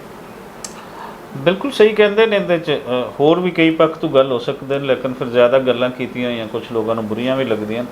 ਇਹ ਥੋੜ੍ਹੇ ਬਹੁਤ ਸੁਭਾਅ ਹੁੰਦੇ ਨੇ ਜਿਹੜੇ ਇਸ ਤਰ੍ਹਾਂ ਦੇ ਲੋਕ ਦਿੰਦੇ ਹਨ। ਸੋ ਦੀਪ ਜੀ ਉਹਦੇ 'ਤੇ ਗੱਲ ਕਰ ਰਹੇ ਨੇ। ਦੀਪ ਜੀ, ਤੁਸੀਂ ਫਿਰ ਪਾਕਿਸਤਾਨ ਕਿਉਂ ਆ ਗਏ? ਇੱਕ ਅੱਛੇ ਸਮਾਜ ਦੇ ਵਿੱਚ ਰਹਿੰਦੇ ਹੋ, ਕਿਉਂ ਵਾਪਸ ਆਏ? ਉਹ ਜੀ ਜਿਹੜਾ ਹੈ ਨਾ, ਜਦੋਂ ਅਸੀਂ ਉੱਥੇ ਰਹਿ ਰਹੇ ਸਾਂ, ਬੜੀ ਪੁਰਾਣੀ ਗੱਲ ਹੈ। ਤੇ ਬਸ ਉਹ ਜਿਹੜਾ ਹੈ ਮੇਰੇ ਮੀਆਂ ਸਾਹਿਬ ਜਿਹੜੇ ਨੇ, ਇੱਕ ਤਾਂ ਹੈ ਕਿ ਮੈਨੂੰ ਕੋਈ ਜਿੰਨੇ ਸਾਲ ਮੈਂ ਉੱਥੇ ਗੁਜ਼ਾਰੇ ਨੇ, ਇੱਕ ਪਿੱਛੇ ਦੀ ਇੱਕ ਖਿੱਚ ਜਿਹੜੀ ਹੈ ਬਿਗਾਨਾ ਤਰੱਕੀ ਵੀ ਸੀ, ਲੇਕਿਨ ਉਹ ਬਿਗਾਨਗੀ ਰਹੀ ਆਪਣੀ ਪਿੱਛੇ ਦੀ ਜਨਮ ਬੋਏ ਦੀ ਜਿਹੜੀ ਇੱਕ ਪਿੱਛੇ ਦੀ ਇੱਕ ਖਿੱਚ ਜਿਹੜੀ ਹੈ ਮੁਸਲਸਲ ਰਹੀ। ਮੇਰੀ ਤੇ ਇਹ ਹਾਲਤ ਸੀ ਕਿ ਮੈਂ ਉਹ ਜਿਹੜਾ ਹੈ ਆਪਣੇ ਆਪ ਨੂੰ ਵੋਲੰਟੀਅਰ ਕਰਨਾ, ਚੰਗਾ ਭਲਾ ਫਾਸਲਾ ਮੇਰੇ ਘਰ ਤੋਂ ਕੈਨੇਡੀ ਏਅਰਪੋਰਟ ਦਾ ਸੀ, ਤੇ ਮੈਂ ਸਿਰਫ ਲੋਕਾਂ ਨੂੰ ਕਹਿਣਾ ਕਿ ਮੈਂ ਤੁਹਾਨੂੰ ਛੱਡ ਆਉਂਦੀ ਹਾਂ ਕਿ ਚਲੋ PIA ਦੀ ਫਲਾਈਟ ਆਏਗੀ, ਜੇ ਉਹ ਜਿਹੜੀ ਪਾਕਿਸਤਾਨੀ ਐਮਬੈਸੀ ਦਾ ਜੇ ਕੋਈ ਫੰਕਸ਼ਨ ਹੈ ਤਾਂ ਉੱਥੇ ਤਰਾਨਾ ਵੱਜਣਾ ਤੇ ਨਾਲ ਹੀ ਪਿਛਲਾ ਉਹ ਯਾਦ ਆਉਣਾ, ਤੇ ਇੱਕ ਇਮੋਸ਼ਨਲ ਜਿਹਾ, ਨਾਲੇ ਉਹ ਬਹੁਤ ਯੰਗ, ਬਹੁਤ ਛੋਟੀ ਉਮਰ ਜਿਹੜੀ ਹੈ, ਬਹੁਤ ਜ਼ਿਆਦਾ ਕੋਈ ਉਨੀ ਦੇਰ ਤੱਕ ਬੰਦਾ ਮੈਚੋਰ ਵੀ ਨਹੀਂ ਹੁੰਦਾ। ਤੇ ਮੇਨ ਜਿਹੜਾ ਹੈ ਕਿਉਂਕਿ ਸਾਡੇ ਕਲਚਰ ਵਿੱਚ ਹੈ ਕਿ ਜਦੋਂ ਤੁਹਾਡਾ ਵਿਆਹ ਹੋ ਗਿਆ ਤੇ ਫੈਸਲੇ ਬੰਦੇ ਨਹੀਂ ਕਰਨੇ, ਤੇ ਉਹ ਮੀਆਂ ਸਾਹਿਬ ਦਾ ਹੀ ਫੈਸਲਾ ਸੀ। ਗਏ ਅਸੀਂ, ਹੋਰ ਵਜ੍ਹਾ ਤੋਂ ਬੱਚੀ ਦੇ ਉਹ ਇੱਕ ਤਕਲੀਫ ਸੀ ਉਹਦੀ ਦਿਲ ਦੀ, ਤੇ ਵਾਪਸੀ ਦਾ ਫੈਸਲਾ ਉਹਨਾਂ ਨੇ ਸੀ, ਤੇ ਅਸੀਂ ਉਹ ਵਾਪਸ ਆ ਗਏ। ਜਦੋਂ ਉੱਥੋਂ ਆ ਰਹੇ ਸਾਂ ਤੇ ਕੋਈ ਮਿਲਣ ਵਾਲਾ ਨਹੀਂ ਮੰਨਦਾ ਸੀ, ਲੋਕਾਂ ਨੂੰ ਆਪਣੀਆਂ ਚੀਜ਼ਾਂ ਘਰ ਦੀਆਂ ਵੰਡ ਰਿਹਾ ਸੀ। ਉਹ ਕਹਿੰਦੇ ਸਨ ਨਾ ਵੰਡੋ, ਸਾਂਭ ਜਾਓ। ਕੋਈ ਵੀ ਜਿਹੜੇ ਲੋਕ ਜਾਂਦੇ ਨੇ ਉਹ ਉੱਥੇ ਨਹੀਂ ਟਿਕ ਸਕਦੇ, ਲੇਕਿਨ ਸਾਡੀ ਉਹ ਡਿਟਰਮੀਨੇਸ਼ਨ ਨਹੀਂ ਕਿ ਅਸੀਂ ਪਾਕਿਸਤਾਨ ਹੀ ਰਹਿਣਾ, ਤੇ ਇੱਥੇ ਹੀ ਫਿਰ ਬਾਕੀ ਸਾਰੀ ਉਮਰ ਇੱਥੇ ਗੁਜ਼ਾਰੀ। ਤੇ ਉਹ ਕਦੀ ਉਹਦਾ ਪਛਤਾਵੇ ਦਾ ਅਹਿਸਾਸ ਨਹੀਂ ਹੋਇਆ। ਬਸ ਉਹ ਸਿਆਸੀ ਜਿਹੜਾ ਕੰਮ ਦੀ ਵਜ੍ਹਾ ਤੋਂ ਜਿਹੜੀ ਪਰਸੀਕਿਊਸ਼ਨ ਹੈ ਜਾਂ ਫੈਂਟੀ ਸ਼ੈਂਟੀ ਹੈ, ਕਦੀ ਮੈਂ ਇਹਦੇ ਤੇ ਆ ਰਿਹਾ ਕਿ ਲਾਹੌਰ ਦੇ ਅੰਦਰ ਆ ਕੇ ਤੁਸੀਂ ਇੱਥੋਂ ਦੇ ਇੱਕ ਸਟਰਗਲ ਦਾ ਜਿਹੜਾ ਹੈ ਉਹਦਾ ਖਾਸ ਸਿੰਬਲ ਔਰ ਇਸਤਾਰਾ ਬਣਦੇ ਹੋ। ਤੇ ਬੜਾ ਘੱਟ ਹੈ ਕਿ ਮੇਲਸ ਤੇ ਕੁਝ ਨਾਮ ਸਾਨੂੰ ਮਿਲ ਜਾਂਦੇ ਸੀ, ਲੇਕਿਨ ਪਾਕਿਸਤਾਨ ਦੇ ਅੰਦਰ ਅਸੀਂ ਦੇਖੀਏ ਤੇ ਆ ਜਾ ਕੇ ਆਸਮਾ ਜਹਾਂਗੀਰ ਉਹਨਾਂ ਦਾ ਨਾਮ ਮਿਲਦਾ, ਔਰ ਅੱਗੇ ਦੇਖੀਏ ਤੇ 2-4 ਨਾਮ ਹੀ ਮਿਲਦੇ ਨੇ। ਔਰ ਅਗਰ ਅਸੀਂ ਕੋਈ ਪਹਿਲੇ 4-5 ਔਰਤਾਂ ਦੇਖੀਏ ਤੇ ਉਹਨਾਂ ਦੇ ਵਿੱਚ ਇੱਕ ਨਾਮ ਤੁਹਾਡਾ ਵੀ ਹੈ। ਕੀ ਵਾਪਰੀ ਫਿਰ ਇੱਥੇ ਤੁਸੀਂ ਇੱਥੇ ਡੈਮੋਕ੍ਰੈਟਿਕ ਪ੍ਰੋਸੈਸ ਵਾਸਤੇ ਕਿੰਨੀਆਂ ਕੁ ਕੁੱਟਾਂ ਖਾਧੀਆਂ ਤੇ ਕਿਹੜੀਆਂ ਮੁਸ਼ਕਲਾਂ ਵੇਖੀਆਂ, ਔਰ ਹੈ ਕੀ ਸੀ ਇਹ? ਹੈ ਕਿ ਇਹ ਜਿਹਨੂੰ ਇੱਕ ਜਕੜਨ ਹੈ, ਇਹਨੂੰ ਤੋੜਨ ਕਿਉਂ ਨਹੀਂ ਦਿੱਤਾ ਜਾਂਦਾ? ਬੇਸਿਕਲੀ ਇਹ ਹੈ ਕਿ ਜਦੋਂ ਮੈਂ ਅਮਰੀਕਾ ਰਹਿ ਰਹੀ ਸਾਂ ਤੇ ਜਿਹੜੀ ਇੰਡੀਅਨਸ ਦੇ ਨਾਲ ਪਹਿਲਾ ਫਿਜ਼ੀਕਲ ਕੰਟੈਕਟ ਹੈ ਉਹ ਮੇਰਾ ਉੱਥੇ ਨਿਊਯਾਰਕ ਵਿੱਚ ਹੀ ਹੋਇਆ।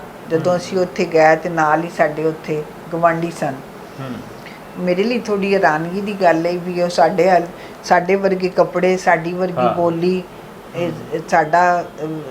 ਸਾਡੇ ਵਰਗਾ ਕਾਰੋਬਾਰ ਤੇ ਸਾਰਾ ਸਿਸਟਮ। ਫਿਰ ਇਹ ਕਿ ਉੱਥੇ ਹੀ ਉਹਨਾਂ ਦੀ ਕਿਸੇ ਦਾ ਵਿਆਹ, ਉਹਨਾਂ ਦੇ ਮਿਲਣ ਵਾਲਿਆਂ ਦਾ ਵਿਆਹ ਸੀ, ਤੇ ਉੱਥੋਂ ਮੈਨੂੰ ਇੰਡੀਆ ਜਾਣ ਦਾ ਵੀ, ਇੰਡੀਅਨ ਪੰਜਾਬ ਪਰਟੀਕੁਲਰਲੀ ਪਹਿਲੇ ਮੈਂ ਜਾ ਚੁੱਕੀ ਸਾਂ, ਲੇਕਿਨ ਇੰਡੀਅਨ ਪੰਜਾਬ ਜਾਣ ਦਾ ਮੌਕਾ ਮਿਲਿਆ ਤੇ ਉਹ ਬਿਲਕੁਲ ਸਾਰਾ ਕੁਝ ਇੱਕੋ ਜਿਹਾ। ਤੇ ਉਹ ਫਿਰ ਮੈਂ ਵਾਪਸ ਆਈ ਤੇ ਇਹ ਪਤਾ ਨਹੀਂ ਹੈਗਾ ਕਿ ਇਹਦੇ ਰਿਜ਼ਲਟ ਕੀ ਹੋਣਗੇ। ਵਾਪਸ ਆਉਂਦਿਆਂ ਮੇਰਾ ਏਜੰਡਾ ਸੀ ਕਿ ਪਾਕਿਸਤਾਨ ਤੇ ਇੰਡੀਆ ਦੇ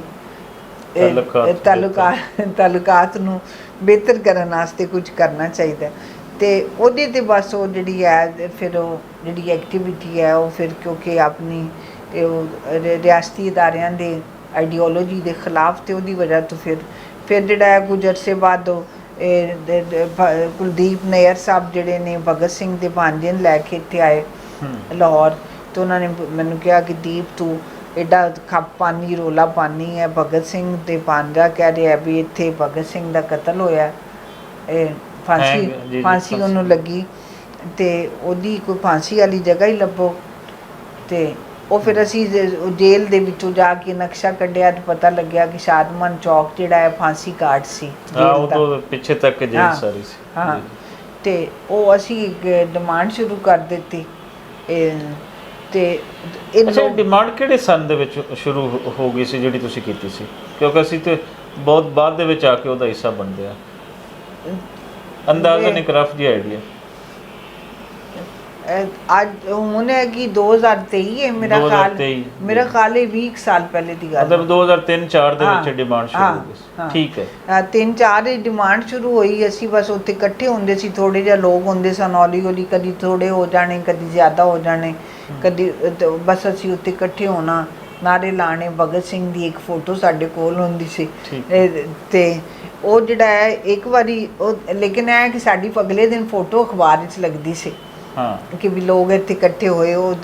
ਤੇ ਉਹ ਇੱਥੇ ਇੱਕ ਡੀਸੀ ਸਾਹਿਬ ਆਏ, ਨੂਰੁਲ ਅਮੀਨ, ਉਹ ਬਲੋਚ ਸਨ ਜੀ, ਮੈਂਗਰ ਨੂਰੁਲ ਅਮੀਨ। ਹਾਂ, ਤੇ ਉਹਨਾਂ ਨੇ ਕਿਤੇ ਤੇ ਉਹਨਾਂ ਦੀ ਜ਼ਾਹਿਰ ਕੰਪੈਰੀਟਿਵਲੀ ਪੰਜਾਬੀਆਂ ਦੀ ਨਿਸਬਤ ਬਲੋਚ ਸੈਕੂਲਰ ਹੈਗੇ ਨੇ, ਤੇ ਉਹਨਾਂ ਨੇ ਫੋਟੋ ਵੇਖੀ ਤੇ ਉਹਨਾਂ ਨੇ ਪੁੱਛਿਆ ਹੋਣਾ, ਤੇ ਉਹਨਾਂ ਨੇ ਕਿਹਾ ਜੀ ਇਹ ਹਰ ਸਾਲ ਆਉਂਦੇ ਨੇ। ਤੇ ਉਹਨਾਂ ਨੇ ਕਿਹਾ ਤਾਂ ਬੜੀ ਅੱਛੀ ਗੱਲ ਹੈ, ਭਗਤ ਸਿੰਘ ਤਾਂ ਚੌਕ ਦਾ ਨਾਂ ਉਹ ਉਹਨਾਂ ਨੇ ਕਿਤੇ ਅਨਾਊਂਸ ਕਰ ਦਿੱਤਾ।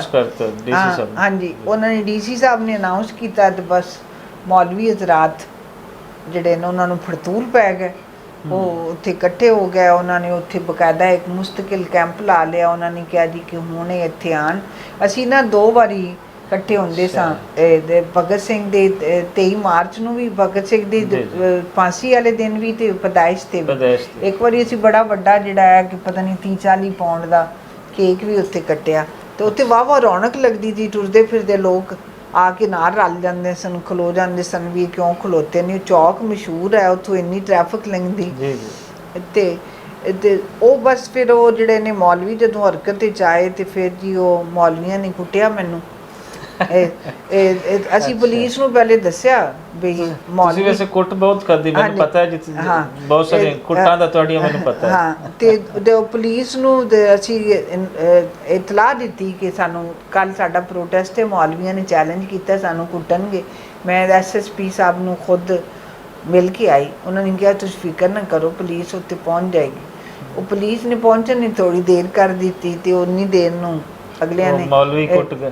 ਹਾਂ, ਮਦੀਆ ਗੌਰ, ਉਹਨਾਂ ਨੂੰ ਖੁਦਾ ਜੰਨਤ ਨਸੀਬ ਕਰੇ, ਉਹ ਮੇਰੇ ਨਾਲ ਖਲੋਤੀ ਸੀ। ਤੇ ਮੈਂ ਤੇ ਉਹ ਮੌਲਵੀ ਜਿਹੜੇ ਨੇ, ਇੱਕ ਨੇ ਮੇਰੇ ਜੁੰਡੇ ਫੜੇ ਹੋਏ ਸਨ, ਤੇ ਮੇਰੀਆਂ 2 ਧੀਆਂ ਜਿਹੜੀਆਂ ਨੇ ਉਹ ਨਾਲ ਮੌਜੂਦ ਸਨ। ਤੇ ਇਸ ਲਿਹਾਜ਼ ਨਾਲ ਮੈਂ ਖੁਸ਼ਕਿਸਮਤ ਹਾਂ ਕਿ ਜਿੰਨੀ ਵਾਰੀ ਮੈਨੂੰ ਕੁੱਟ ਪਈ ਹੈ, ਚਾਹੇ ਪੁਲਿਸ ਕੋਲੋਂ, ਮੌਲਵੀਆਂ ਕੋਲੋਂ ਗ੍ਰਿਫਤਾਰੀ ਹੋਈ ਹੈ, ਜੋ ਵੀ ਹੋਇਆ, ਤੇ ਮੇਰੀ ਔਲਾਦ ਵਿੱਚੋਂ ਕੋਈ ਨਾ ਕੋਈ ਨਾਲ ਉਹ ਗਵਾਹ ਹੁੰਦਾ। ਹਾਂ, ਇਹ ਮੌਕੇ ਦਾ। ਤੇ ਇਸ ਲਈ ਜਿਹੜਾ ਹੈ ਨਾ, ਇਹ ਆਪਣੀ ਜਿਹੜੀ ਗੱਲ ਤੇ ਆਪਾਂ ਯਕੀਨ ਰੱਖਦੇ ਆ ਨਾ, ਉਹ ਗੱਲ ਅਗਰ ਐਸੀ ਨਹੀਂ ਹੈ ਕਿ ਕਿਸੇ ਦਾ ਕਤਲ ਕਰਨਾ ਹੈ ਜਾਂ ਕਿਸੇ ਦੀ ਜਾਨ ਲੈਣੀ ਜਾਂ ਕਿਸੇ ਨੂੰ ਦੁੱਖ ਦੇਣਾ ਹੈ, ਤੇ ਅਗਰ ਆਪਣਾ ਉਸ ਗੱਲ ਤੇ ਪੱਕਾ ਯਕੀਨ ਹੈ ਔਰ ਉਹਦੇ ਉਸ ਮੰਜ਼ਿਲ 'ਤੇ ਪਹੁੰਚਣ ਵਾਸਤੇ ਜਿਹੜੇ ਰਸਤੇ ਦੀਆਂ ਰੁਕਾਵਟਾਂ ਨੇ, ਉਹਦੇ 'ਚ ਕੁੱਟ ਪੈ ਜਾਏ, ਚੁੱਕੇ ਜਾਓ, ਜੇਲ੍ਹ ਚਲੇ ਜਾਓ, ਇਹ ਤੁਹਾਡੇ ਮੈਡਲਸ ਨੇ। ਇੱਕ ਕੁੱਟ ਤੁਸੀਂ ਸਲਮਾਨ ਤਸੀਰ ਸਾਹਿਬ ਵਾਸਤੇ ਦਿਖਾਈ। ਹਾਂਜੀ, ਉਹਦਾ ਵੀ ਕੋਈ ਦੱਸਦੇ ਜੀ। ਹਾਂਜੀ, ਉਹ ਸਲਮਾਨ ਤਸੀਰ ਦਾ ਜਦੋਂ ਕਤਲ ਹੋਇਆ ਤੇ ਉਹ ਜ਼ਾਹਿਰ ਕਿ ਉਹ ਬਹੁਤ ਹੀ ਤਕਲੀਫ ਦੀ ਗੱਲ ਹੈ। ਤੇ ਉਹ ਅਸੀਂ ਮੈਂ ਆਪਣੇ ਦਫ਼ਤਰ ਵਿੱਚ ਮੀਟਿੰਗ ਬੁਲਾਈ, ਤੇ ਦਫ਼ਤਰ ਛੋਟਾ ਜਿਹਾ ਹੈ, ਤੇ ਉਹ ਲੋਕਾਂ ਨੇ ਕਿਹਾ ਕਿ ਜੀ ਵੱਡੀ ਮੀਟਿੰਗ ਬੁਲਾਈ ਹੈ। ਤੇ ਹਿਊਮਨ ਰਾਈਟਸ ਕਮਿਸ਼ਨ ਦੇ ਦਫ਼ਤਰ ਵਿੱਚ ਕੋਈ 150 ਬੰਦਾ ਇਕੱਠਾ ਹੋਇਆ। तो असी 2-4 चीज़ां तय कीतियां कि एक तो असी प्रोटेस्ट करांगे, एक असी जिहड़े मौलवियां ने कहा कि जिन्हें जनाजा पढ़ाया उनका भी निकाह या काफर है ये कि मौलवियां के खिलाफ भी कुछ करांगे, तो एक FIR दर्ज करावांगे उन्होंने। तो प्रोटेस्ट के हिसाब नाल जदों उत्थे इकट्ठे होए जिहड़ा 150 बंदा सी उहदे ते कोई भी नहीं सी उत्थे, ते असी 4-5 लोग सी। एक हफ्ता पूरा ਲਿਬਰਟੀ ਦੇ, ਉਦੋਂ ਲਿਬਰਟੀ ਦਾ ਗੋਲ ਚੱਕਰ ਤੇ ਖੜੇ ਹੋਣ ਦਾ ਰਿਵਾਜ ਵੀ ਅਸੀਂ ਪਾਇਆ ਕਿ ਪ੍ਰੋਟੈਸਟ ਹਮੇਸ਼ਾ ਪ੍ਰੈਸ ਕਲੱਬ ਦੇ ਬਾਹਰ ਹੁੰਦੇ ਸਨ। ਲਿਬਰਟੀ ਤੁਸੀਂ ਸਟਾਰਟ? ਹਾਂਜੀ, ਹਾਂ, ਇਹ ਲਿਬਰਟੀ ਅਸੀਂ ਕੀਤਾ ਸੀ 2007 ਚ ਵਕੀਲਾਂ ਦੀ ਜਦੋਂ। ਹਾਂ, ਤੇ ਬਸ ਉਹ ਫਿਰ ਜਿਹੜਾ ਹੈ ਇੱਕ ਪ੍ਰੋਟੈਸਟ ਤੇ ਮੈਨੂੰ ਹੁਣ ਮੈਨੂੰ ਤਰੀਕਾਂ ਦੇ ਮਸਲੇ ਨੇ, ਇਹ ਮੈਨੂੰ ਪਤਾ ਹੈ ਸਲਮਾਨ ਤਸੀਰ 3 ਜਨਵਰੀ ਨੂੰ ਉਹਨਾਂ ਨੂੰ ਮਾਰਿਆ ਗਿਆ। ਤੇ ਉਦੋਂ ਇਹ ਸਾਲ ਕਿਹੜਾ ਹੈ ਮੈਨੂੰ ਨਹੀਂ ਯਾਦ, ਲੇਕਿਨ ਮੈਨੂੰ ਇਹ ਪਤਾ ਹੈ ਕਿ ਦਸੰਬਰ ਜਦੋਂ ਆਰਮੀ ਪਬਲਿਕ ਸਕੂਲ ਤੇ ਹਮਲਾ ਹੋਇਆ 16 ਦਸੰਬਰ ਨੂੰ, ਤੇ ਉਸ ਤੋਂ 2014 ਦੀ ਗੱਲ, 2014 ਦੀ, ਉਸ ਤੋਂ ਬਾਅਦ ਇਹਨਾਂ ਨੇ ਨੈਸ਼ਨਲ ਐਕਸ਼ਨ ਪਲਾਨ ਬਣਾ ਲਿਆ ਕਿ ਜੀ ਅਸੀਂ ਟੈਰਰਿਸਟਾਂ ਦਾ ਇੰਜ ਕਰਾਂਗੇ ਤੇ ਇੰਜ ਕਰਾਂਗੇ, ਤੇ ਜੋ ਵੀ ਸੀ। ਤੇ 3 ਜਨਵਰੀ ਨੂੰ ਜਦੋਂ ਮੈਂ ਪ੍ਰੋਟੈਸਟ ਵਾਸਤੇ ਉੱਥੇ ਗਈ ਤੇ ਮੇਰੇ ਲਈ ਹੈਰਾਨਗੀ ਦੀ ਗੱਲ ਸੀ ਕਿ ਆਪਣੇ ਜਿੰਨਾ ਮੀਡੀਆ ਹੈ ਉਹ ਸਾਡੇ ਤੋਂ ਪਹਿਲੇ ਉੱਥੇ ਖਲੋਤਾ ਸੀ। ਹੁਣ ਬੜੇ ਖੁਸ਼ ਵੀ, ਸਾਨੂੰ ਤਾਂ ਅੱਜ ਤੱਕ ਕਦੀ ਇਸ ਪ੍ਰੋਟੈਸਟ ਦੀ ਕਵਰੇਜ ਨਹੀਂ ਮਿਲੀ। ਮੀਡੀਆ ਸਾਰਾ ਖਲੋਤਾ, ਉਹ ਪਤਾ ਲੱਗਿਆ ਜੀ ਨੈਸ਼ਨਲ ਐਕਸ਼ਨ ਪਲਾਨ ਬਣ ਗਿਆ ਤੇ ਇਸ ਲਈ ਮੀਡੀਆ ਤੇ ਫਲਾਣਾ। ਹਕੂਮਤ ਨੇ ਤੇ ਨੈਸ਼ਨਲ ਐਕਸ਼ਨ ਪਲਾਨ ਬਣਾ ਲਿਆ, ਲੇਕਿਨ ਦੂਜੇ ਪਾਸੇ ਜਿਹੜੇ ਮੌਲਵੀ ਇਤਰਾਜ਼ ਸਨ ਉਹਨਾਂ ਦੇ ਵੀ ਐਕਸ਼ਨ ਪਲਾਨ ਹੁੰਦੇ ਨੇ। ਉਹਨਾਂ ਨੇ ਰਾਤ ਨੂੰ ਕੋਈ ਆਪਣਾ ਐਕਸ਼ਨ ਪਲਾਨ ਬਣਾਇਆ ਕਿ ਇਹਨਾਂ ਤੇ ਸਵੇਰੇ ਇਹਨਾਂ ਨੂੰ ਫੈਂਟੋ। ਬਸ ਉਹ ਅਸੀਂ ਖਲੋਤੇ ਸਾਂ ਤੇ ਉੱਤੇ ਹਮਲਾ ਹੋ ਗਿਆ। ਮੈਂ ਹੁਣ ਅਮਲੇ 'ਚ ਹੈ ਕਿ ਜਿਹੜੇ ਸਾਡੇ ਕੁਝ ਸਾਥੀ ਸਨ ਜਿਹੜੇ ਥੋੜ੍ਹੇ ਸਮਾਰਟ ਸਨ, ਉਹ ਇੱਧਰ ਉੱਧਰ ਹੋ ਗਿਆ। ਮੇਰੀ ਇੱਕ ਧੀ ਜਿਹੜੀ ਵੱਡੀ ਵਕੀਲ ਹੈ, ਉਹ ਆਪਣੇ ਹਿਸਾਬ ਨਾਲ, ਉਹ ਵਕੀਲਾਂ ਦਾ ਆਪਣਾ ਇੱਕ ਤਰੀਕਾ ਕਾਰ ਹੈ, ਉਹ ਜਿਹੜੇ ਹਮਲਾ ਕਰਨ ਵਾਲੇ ਸਨ ਉਹਨਾਂ ਦੇ ਪਿੱਛੇ ਦੌੜੀ ਤੇ ਉਹਦਾ ਪਿੱਛੋਂ ਸਕਾਫ ਜਿਹੜਾ ਹੈ ਉਹਨੇ ਫੜਿਆ ਤੇ ਸਕਾਫ ਇਹਦੇ ਹੱਥ 'ਚ ਆ ਗਿਆ ਤੇ ਉਹ ਜੁੱਤੀ ਛੱਡ ਕੇ ਦੌੜ ਗਿਆ। ਕਾਫੀ ਦੂਰ ਤੱਕ ਉਹ ਦੌੜੀ ਪਿੱਛੇ ਹੁੰਦੇ, ਲੇਕਿਨ ਉਹ ਫੜ ਨਹੀਂ ਸਕੀ ਤੇ ਉਹ ਇੱਧਰ ਉੱਧਰ ਲੋਕ ਖਿਲਰ ਗਏ। ਤੇ ਮੈਂ ਹੁਣ ਉਹਨਾਂ ਨੂੰ ਸਮਝਾਉਣ ਦੀ ਕੋਸ਼ਿਸ਼ ਕਰ ਰਹੀ ਹਾਂ, ਹਮਲਾ ਜਿਹੜੇ ਮੈਨੂੰ ਕੁੱਟ ਰਹੇ ਨੇ, ਕਿ ਬਈ ਤੁਸੀਂ ਮੇਰੀ ਔਲਾਦ ਦੀ ਉਮਰ ਦੇ ਹੋ ਤੇ ਤੁਸੀਂ ਜਿਹੜਾ ਕੁਝ ਕਰ ਰਹੇ ਜੇ ਤੁਹਾਨੂੰ ਇਹ ਜ਼ੇਬ ਦਿੰਦਾ ਹੈ ਕਿ ਜੋ ਕੁਝ ਉਨੀ ਦੇਰ ਨੂੰ ਕਰ ਪੁਲਿਸ ਆ ਗਈ, ਉਹ ਨੱਸ ਗਏ। ਉਹ ਜਿਹੜਾ ਹੈ ਬਾਅਦ ਵਿੱਚ ਫੜੇ ਗਏ ਕਿਉਂਕਿ ਨੈਸ਼ਨਲ ਐਕਸ਼ਨ ਪਲਾਨ ਬਣਿਆ। ਨਾਲੇ ਹਰ TV ਚੈਨਲ ਤੇ ਜਿਹੜੀ ਕੁੱਟ ਪੈ ਰਹੀ ਸੀ ਉਹ ਲਾਈਵ ਚੱਲ ਰਹੀ ਸੀ। ਤੇ ਉਹ ਜਿਹੜਾ ਹੈ ਇੱਕ ਅਹਿਮ ਗੱਲ ਇਹ ਵੀ ਹੈ ਕਿ ਸਲਮਾਨ ਤਸੀਰ ਵਾਸਤੇ ਜਿੰਨੇ ਪ੍ਰੋਟੈਸਟ ਇੰਨੇ ਸਾਲ ਉਹਨਾਂ ਦੇ ਸ਼ਹਾਦਤ ਦੇ ਵਾਕਿਏ ਤੋਂ ਲੈ ਕੇ ਹੁਣ ਤੇ ਮੈਨੂੰ ਪੁਲਿਸ ਆ ਜਾਂਦੀ ਹੈ ਇੱਥੇ ਰੋਕਣ ਲਈ। ਕਦੀ ਵੀ ਉਹਨਾਂ ਦਾ ਕੋਈ ਫੈਮਿਲੀ ਮੈਂਬਰ, ਉਸ ਖਾਨਦਾਨ ਦਾ ਕੋਈ, ਨਾ ਉਹਨਾਂ ਦਾ ਕੋਈ ਪੁੱਤਰ ਨਾ ਧੀ, ਕਿਸੇ ਦਾ ਕੋਈ ਲੈਣਾ ਦੇਣਾ ਨਹੀਂ, ਨਾ ਕੋਈ ਸਿਆਸੀ ਜਮਾਤ ਕਦੀ ਆਈ। ਅਸੀਂ ਚੰਦ ਲੋਕ ਹੁੰਦੇ ਸੀ। ਇਹ ਫਿਰ ਜਦੋਂ ਫੈਂਟੀ ਲੱਗ ਗਈ ਤੇ ਉਹ ਲਾਈਵ ਹੁਣ TV ਤੇ ਲੋਕ ਵੇਖ ਰਹੇ ਨੇ ਤੇ ਉਸ ਸ਼ਹਿਰ ਵਿੱਚ ਜਿਹੜੇ ਕੁਝ ਅਪਰਚੂਨਿਸਟ ਨੇ ਉਹ ਫੌਰਨ ਇਕੱਠੇ ਹੋ ਗਏ। ਹਾਂ, ਜਿਵੇਂ ਹਰ ਮੂਵਮੈਂਟ ਦੇ ਹੁੰਦਾ। ਹਾਂ, ਉਹ ਫਿਰ ਉਹ ਜਿਹੜਾ ਨਾਲ ਲਿਬਰਟੀ ਦਾ ਥਾਣਾ ਹੈ ਤੇ ਉਹ ਭਰਿਆ ਗਿਆ ਥਾਣਾ, ਬਹੁਤ ਸਾਰੇ ਲੋਕ ਸਨ ਤੇ ਉਹ ਅਸੀਂ FIR ਦਰਜ ਕਰਾਈ। ਉਹ ਫਿਰ FIR ਜਿਹੜੀ ਹੈ ਉਹ ਵੀ ਤਬਦੀਲ ਹੋ ਗਈ ਕਿਉਂਕਿ ਸਾਡੇ ਅੰਦਰ ਹੀ ਕੁਝ ਲੋਕ ਹੁੰਦੇ ਨੇ ਜਿਹੜੇ ਉਹਨਾਂ ਦੇ ਹੁੰਦੇ ਨੇ, ਸਾਨੂੰ ਪਤਾ ਵੀ ਨਹੀਂ ਹੁੰਦਾ। ਜੀ, ਬੜੇ ਸਟਾਈਲ ਦੇ ਨਾਲ ਤੁਹਾਡਾ ਹਿੱਸਾ ਬਣ ਗਿਆ। ਹਾਂ, ਅੱਛਾ, ਅਗਰ ਅਸੀਂ ਦੇਖੀਏ ਤਾਂ ਪੰਜਾਬੀ ਲੈਂਗੁਏਜ ਵਾਸਤੇ ਤੁਹਾਡੀ ਬੜੀ ਜਦੋਜਹਿਦ ਹੈ, ਬੜਾ ਤੁਸੀਂ ਇਸ ਵਾਸਤੇ ਕੰਮ ਕੀਤਾ। ਇਹ ਉਹ ਚੀਜ਼ਾਂ ਹਨ ਜਿਹੜੀਆਂ ਮੈਂ ਆਪਣੀ ਅੱਖੀਂ ਵੇਖੀਆਂ ਹਨ, ਕਿਉਂਕਿ ਮੈਂ ਕਿਸੇ ਹੋਰ ਦਾ ਐਕਸਪੀਰੀਅੰਸ ਅਜੇ ਬਿਆਨ ਨਹੀਂ ਕਰ ਰਿਹਾ। ਅਤੇ ਪੰਜਾਬੀ ਲੈਂਗੁਏਜ ਨਾਲ ਜਿਹੜੀ ਤੁਹਾਡੀ ਜੁੜਤ ਹੈ ਇਹ ਕਿਵੇਂ ਬਣਦੀ ਹੈ ਔਰ ਇਹਦੇ ਵਾਸਤੇ ਫਿਰ ਤੁਸੀਂ ਕੀ ਕੀਤਾ? ਲੇਕਿਨ ਇਸ ਤੋਂ ਪਹਿਲੇ ਦੱਸ ਦਿਓ ਕਿ ਪਾਕਿਸਤਾਨ ਦੇ ਅੰਦਰ ਪੰਜਾਬੀ ਲੈਂਗੁਏਜ ਦਾ ਇਸ ਵੇਲੇ ਸਟੇਟਸ ਕੀ ਹੈ? ਇਹ ਪਾਕਿਸਤਾਨ ਦੇ ਅੰਦਰ ਤੇ ਪੰਜਾਬੀ ਲੈਂਗੁਏਜ ਦਾ ਕੋਈ ਸਟੇਟਸ ਨਹੀਂ ਜੀ। ਬਾਕੀ ਜਿਹੜੇ ਨੇ ਗੱਲਾਂ ਸੁਣੋਗੇ ਦੁਕਾਨਦਾਰਾਂ ਦੀਆਂ ਤੇ ਉਹ ਤੁਹਾਨੂੰ ਇੰਝ ਲੱਗੇਗਾ ਵੀ ਉਹਨਾਂ ਨੇ ਇਹ ਕਰ ਦਿੱਤਾ ਤੇ ਇਹ ਕਰ ਦਿੱਤਾ। ਮੇਰੀ ਜਿਹੜੀ ਜੁੜਤ ਹੈ ਉਹ ਇਹ ਹੈ ਕਿ ਮੈਂ ਜੇ ਮੇਰਾ ਖਾਲੇ 5ਵੀਂ ਜਾਂ 6ਵੀਂ 'ਚ ਪੜ੍ਹਦੀ ਸਾਂ ਤੇ ਮੇਰੇ ਨਾਨੇ ਨੇ ਮੈਨੂੰ ਹੀਰ ਵਾਰਿਸ ਸ਼ਾਹ ਇਹ ਜਿਹੜੀ ਹੈ, ਕਿਉਂਕਿ ਜਿਹੜਾ ਬੱਚਾ ਉਰਦੂ ਪੜ੍ਹਦਾ ਜਾਣਦਾ ਹੈ ਉਹਦੇ ਲਈ ਕੋਈ ਮਸਲਾ ਨਹੀਂ, ਲੇਕਿਨ ਥੋੜ੍ਹੀ ਜਿਹੀ ਉਹਦੀ ਡਿਫੀਕਲਟੀ ਜਿਹੜੀ ਲੈਂਗੁਏਜ ਥੋੜ੍ਹੀ ਜਿਹੀ ਮੁਸ਼ਕਿਲ। ਵੈਸੇ ਹੀਰ ਵਾਰਿਸ ਸ਼ਾਹ ਦੀ ਕੋਈ ਜ਼ੁਬਾਨ ਸਾਡੀ ਜਿਹੜੀ ਅਸੀਂ ਬੋਲੀ ਆਪਾਂ ਬੋਲਦੇ ਹਾਂ ਉਹਦੇ ਤੋਂ ਬਹੁਤ ਜ਼ਿਆਦਾ ਕੋਈ ਫਰਕ ਨਹੀਂ ਹੈ। ਉਹਨਾਂ ਨੇ ਲਿਖਿਆ ਹੀ ਉਸ ਲਹਿਜੇ ਦੇ ਵਿੱਚ ਹੈ ਨਾ, ਆਪਣੇ ਲਹਿਜੇ ਦੇ ਵਿੱਚ। ਹਾਂ, ਤੇ ਉਹ ਜਿਹੜੀ ਮੁਸ਼ਕਲ ਹੁੰਦੀ ਸੀ ਉਹ ਮੈਨੂੰ ਮੇਰਾ ਨਾਨਾ ਸਮਝਾ ਦਿੰਦਾ ਸੀ, ਲੇਕਿਨ ਉਸ ਉਮਰ ਵਿੱਚ ਹਾਲੇ ਉਹਦੀ ਪੂਰੀ ਸਮਝ ਨਹੀਂ ਸੀ। ਇਹ ਪਤਾ ਹੈ ਕਿ ਇਹ ਪੂਰੀ ਇੱਕ ਸਟੋਰੀ ਹੈ ਉਹ ਜਿੰਦੇ। ਲੇਕਿਨ ਤੁਸੀਂ ਜਦੋਂ ਮੈਂ ਕਾਲਜ ਵਿੱਚ ਗਈ ਤੇ ਉਦੋਂ ਮੈਂ ਇੰਸਪਾਇਰ ਹੋਈ ਜਦੋਂ ਅਸੀਂ ਸ਼ੇਕਸਪੀਅਰ ਵਗੈਰਾ ਨੂੰ ਪੜ੍ਹਨਾ ਸ਼ੁਰੂ ਕੀਤਾ ਅੰਗਰੇਜ਼ੀ ਵਿੱਚ। ਤੇ ਮੈਂ ਕਿਹਾ ਵੀ ਉਦੋਂ ਛੋਟੀ ਉਮਰ ਹੀ ਤੁਹਾਨੂੰ ਰੀਅਲਾਈਜੇਸ਼ਨ ਨਹੀਂ ਸੀ ਕਿ ਵਾਰਿਸ ਸ਼ਾਹ ਇੱਕ ਇੰਨੀ ਕਮਾਲ ਦਾ ਫਨਕਾਰ ਸੀ ਕਿ ਉਹਨੇ ਕੋਈ ਸ਼ੈ ਨਹੀਂ ਛੱਡੀ, ਕੋਈ ਨੇਚਰ ਤੋਂ ਲੈ ਕੇ ਕੋਈ ਪੰਜਾਬ ਦੇ ਫੁੱਲ ਤੇ ਸਬਜ਼ੀਆਂ ਤੇ ਲੋਕਾਂ ਪੂਰੀ ਮੁਆਸ਼ਰਤ ਤੋਂ ਵਿਖਾਤੀ ਹੀਰ ਵਾਰਿਸ ਸ਼ਾਹ ਸਾਰੀ ਨਜ਼ਰ ਆਉਂਦੀ ਕਿ ਤੇ ਹੈ ਕੀ। ਹਾਂ, ਤੇ ਉਹ ਜਿਹੜਾ ਹੈ ਸਾਡਾ ਦੂਜਾ ਹੈ ਕਿ ਸਾਡੇ ਘਰ ਵਿੱਚ ਜਿਵੇਂ ਮੈਂ ਦੱਸਿਆ ਕਿ ਕੋਈ ਹੋਰ ਪਾਬੰਦੀ ਨਹੀਂ ਹੈ, ਲੇਕਿਨ ਉਦੋਂ ਸਾਨੂੰ ਪਤਾ ਵੀ ਨਹੀਂ ਹੈ ਵੀ ਉਰਦੂ ਜਿਹੜਾ ਹੈ ਘਰਾਂ 'ਚ ਲੋਕ ਬੋਲਦੇ ਵੀ ਹਨ ਕਿ ਨਹੀਂ। ਤੇ ਅਸੀਂ ਹਮੇਸ਼ਾ ਪੰਜਾਬੀ ਬੋਲੀ ਤੇ ਸਕੂਲ ਦੇ ਅੰਦਰ ਕਾਲਜ ਦੇ ਅੰਦਰ ਵੀ ਕਜ਼ਨ ਤੇ ਅਸੀਂ ਆਪਸ ਵਿੱਚ ਇਕੱਠੇ ਹੋ ਕੇ ਸਾਡੀ ਬੋਲੀ ਪੰਜਾਬੀ ਜ਼ੁਬਾਨ ਹੈ। ਫਿਰ ਥੋੜ੍ਹੇ ਜਿਹੇ ਵੱਡੇ ਜਦੋਂ ਹੋਏ ਤੇ ਕਿ ਵੀ ਇਹ ਤਾਂ ਇੱਕ ਪੋਲੀਟੀਕਲ ਅਤੇ ਸਿਆਸੀ ਮਸਲਾ ਹੈ ਇਹ ਬੋਲੀ ਦਾ, ਔਰ ਕਿਸ ਤਰ੍ਹਾਂ ਜਦੋਂ ਅਸੀਂ ਮਿਲਦੇ ਸੀ ਸਿੰਧੀਆਂ ਨੂੰ ਅਤੇ ਬਲੋਚ ਅਤੇ ਪਖਤੂਨਾਂ ਨੂੰ ਤੇ ਉਹ ਦੱਸਦੇ ਸਨ ਵੀ ਅਸੀਂ ਸਕੂਲ ਵਿੱਚ 5ਵੀਂ ਜਮਾਤ ਤੱਕ ਆਪਣੀ ਜ਼ਬਾਨ ਪੜ੍ਹੀ ਹੈ ਸਰਕਾਰੀ ਸਕੂਲ ਵਿੱਚ।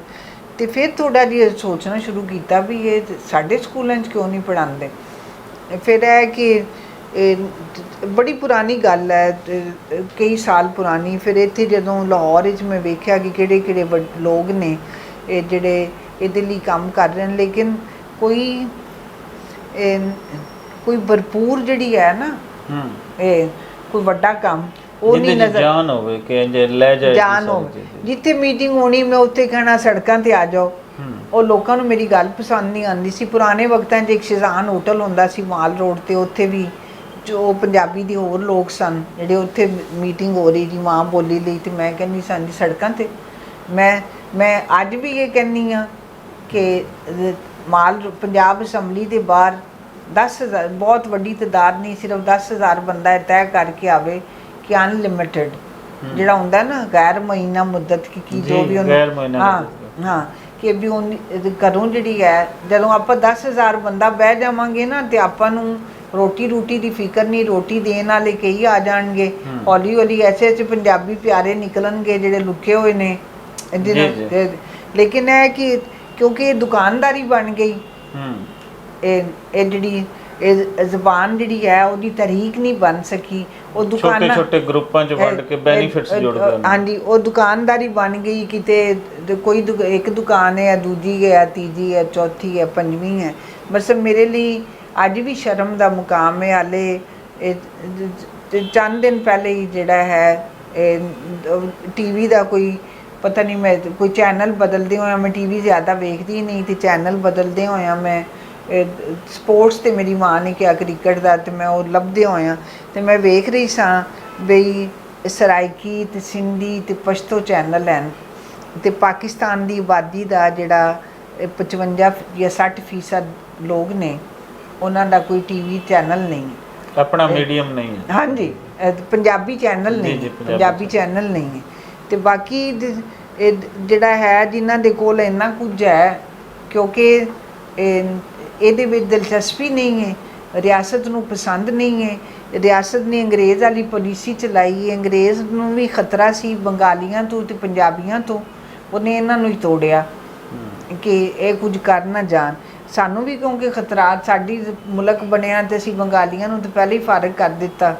ਤੇ ਪੰਜਾਬ ਜਿਹੜਾ ਹੈ ਕਿ ਕਿਤੇ ਇਹਨਾਂ ਨੂੰ ਬੋਲੀ ਮਿਲ ਗਈ, ਜਦੋਂ ਬੋਲੀ ਮਿਲੇਗੀ ਤੇ ਇਹ ਤੇ ਆਪਣੀ ਜਿਹੜੀ ਇਹਨਾਂ ਦਾ ਪੁਰਾਣਾ ਜਿਹੜੀ ਤਹਿਜ਼ੀਬ ਹੈ ਤੇ ਇਹ ਤੇ ਬੋਲੀ ਅਮਨ ਵੀ ਚਾਹੁੰਦੀ ਹੈ। ਮੈਂ ਤੇ ਹਮੇਸ਼ਾ ਕਹਿੰਦੀ ਹਾਂ ਕਿ ਜਿਹੜਾ ਹੈ ਨਾਨਕ ਤੇ ਫਰੀਦ ਤੇ ਦਮੋਦਰ ਤੇ ਵਾਰਿਸ ਜਾਂ ਬੁੱਲਾ ਜੇ ਅਗਰ ਬਾਲ ਸਕੂਲਾਂ 'ਚ ਪੜ੍ਹਨਗੇ ਤਾਂ ਕਦੀ ਦਹਿਸ਼ਤਗਰਦ ਬਣ ਹੀ ਨਹੀਂ ਸਕਦੇ।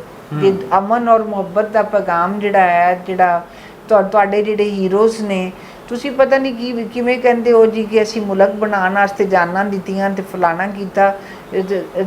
ਤਾਰੀਖ ਪੰਜਾਬੀ ਪੜ੍ਹਾਉਣ ਵਾਸਤੇ ਜਿਹੜੀ ਆਪਾਂ ਗਲਤ ਤਾਰੀਖ ਪੜ੍ਹਾ ਰਹੇ ਹਾਂ ਬਾਲਾਂ ਨੂੰ, ਉਹ ਬਦਲਣੀ ਪੈਗੀ ਅਗਰ ਆਪਾਂ ਪੰਜਾਬੀ ਪੜ੍ਹਾਉਂਦੇ ਤੇ ਉਹ ਫਿਰ ਉਹਦੇ ਨਾਲ ਉਹ ਫਿਰ ਰਿਆਸਤ ਨੂੰ ਵਾਰਾ ਨਹੀਂ ਖਾਂਦਾ।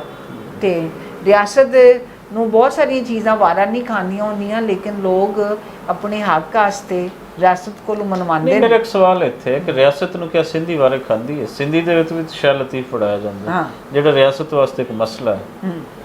ਤੇ ਪੰਜਾਬ ਦੇ ਅੰਦਰ ਅਗਰ ਬੁੱਲੇ ਸ਼ਾਹ ਅਸੀਂ ਕੋਸ਼ਿਸ਼ ਕਰੀਏ ਕਿ ਬੁੱਲੇ ਸ਼ਾਹ ਪੜਾ ਦਿੱਤਾ ਜਾਵੇ ਤੇ ਬੁੱਲੇ ਸ਼ਾਹ ਰਾਹੀਂ ਕੋਈ ਚਾਨਣਾ ਅਗਰ ਫੈਲ ਜਾਵੇ ਤੇ ਰਿਆਸਤ ਤੇ ਬਿਲਕੁਲ ਇੱਕ ਸਾਈਡ ਤੇ ਖੜੀ ਹੈ। ਲੇਕਿਨ ਇੱਥੇ ਮਿਸਾਲਾਂ ਹਨ ਨਹੀਂ, ਉਧਰ ਸਿੰਧੀ ਜਿਹੜਾ ਹੈ ਨਾ, ਸਿੰਧੀ ਤੇ ਸਟੇਟ ਜਿਹੜੀ ਹੈ ਸਪੋਰਟ ਕਰਦੀ ਗਵਰਨਮੈਂਟ ਸਿੰਧੀ ਸਕਾਫਤ ਨੂੰ, ਕਲਚਰ ਨੂੰ, ਉਹ ਸਾਰੇ ਨੂੰ, ਉਹਦੇ ਤੇ ਕਾਫੀ ਜ਼ਿਆਦਾ ਪੈਸਾ ਮਿਲਦਾ ਹੈ ਇਹ ਕਲਚਰਲ ਉਹਦੇ ਵਾਸਤੇ।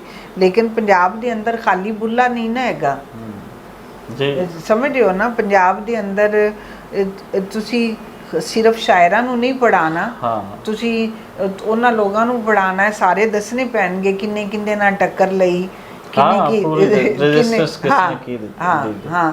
ਤੇ ਉਹ ਫਿਰ ਹੈ ਕਿ ਅਗਰ ਆਪਾਂ ਬਾਲਾਂ ਨੂੰ ਉਹ ਪੜ੍ਹਾਉਣਾ ਸ਼ੁਰੂ ਕਰ ਦਿੱਤਾ ਕਿ ਸਾਡੇ ਤੇ ਇਹ ਹੀਰੋਜ਼ ਨੇ, ਇਹਨਾਂ ਨੇ ਇਹ ਕੀਤਾ, ਉਹ ਮਜ਼ਹਬੀ ਬਿਆਨੀ ਆਰਟ ਹੁੰਦਾ, ਉਹ ਇੱਕ ਸਟੇਟ ਦਾ ਬਿਆਨੀ ਹੈ, ਇੱਕ ਮਜ਼ਹਬੀ ਨੈਰੇਟਿਵ ਵੀ ਤੇ ਹੈ ਨਾ ਕਿ ਇੱਕ ਕੌਮ ਆ, ਅਸੀਂ ਸਿਰਫ ਇਸਲਾਮ ਦੇ ਮੰਨਣ ਵਾਲੇ, ਤੇ ਉਹਦੇ ਅੰਦਰ ਤਾਂ ਤੁਹਾਨੂੰ ਫਿਰ ਸਰ ਗੰਗਾ ਰਾਮ ਵੀ ਪੜ੍ਹਾਉਣਾ ਪੈਣਾ, ਬਿਲਕੁਲ ਦਿਆਲ ਸਿੰਘ ਮਜੀਠੀਆ ਵੀ ਪੜ੍ਹਨਾ ਪੈਣਾ, ਬਿਲਕੁਲ ਮਹਾਰਾਜਾ ਰਣਜੀਤ ਸਿੰਘ ਵੀ ਹੋਏਗਾ, ਰਾਜਾ ਪੋਰਸ ਵੀ ਹੋਏਗਾ, ਤੇ ਉਹਦੇ ਤੇ ਫਿਰ ਸਾਰੇ ਆ ਜਾਣਗੇ। ਬਿਲਕੁਲ। ਕੀ ਫਿਊਚਰ ਵੇਖਦੇ ਹੋ ਕਿ ਅਸੀਂ ਇੰਜ ਹੀ ਰਹਿਣਾ ਹੈ ਜਾਂ ਕਿ ਅਸੀਂ ਵੀ ਕਿਤੇ ਸੁੱਖ ਦਾ ਸਾਹ ਲੈਣਾ ਹੈ? ਫਿਊਚਰ ਕੀ ਹੈ ਪਾਕਿਸਤਾਨ ਦਾ ਤੁਹਾਡੀ ਨਜ਼ਰ? ਮੈਂ ਜੀ ਹਮੇਸ਼ਾ ਤੋਂ ਇਹ ਸਮਝਦੀ ਹਾਂ, ਜਦੋਂ ਮੈਂ ਬਹੁਤ ਪਹਿਲੇ ਪਾਕਿਸਤਾਨ ਵਿੱਚ ਆਈ ਸਾਂ ਅਮਰੀਕਾ ਤੋਂ, ਤੇ ਜਿਹੜੇ ਇੱਥੇ ਮੇਰੀ ਤਰ੍ਹਾਂ ਦੀ ਸੋਚ ਤੇ ਮੇਰੇ ਤੋਂ ਬਜ਼ੁਰਗ ਸਨ ਲੋਕ, ਉਹ ਕਹਿੰਦੇ ਸਨ ਕਾਕੀ ਕੋਈ ਫਾਇਦਾ ਨਹੀਂ, ਇੱਥੇ ਕੁਝ ਨਹੀਂ ਹੋਣਾ, ਐਵੇਂ ਆਪਣੀ ਜਿਹੜੀ ਹੈ ਇਹਦੇ ਤੇ ਵਕਤ ਨਾ ਜ਼ਾਇਆ ਕਰ।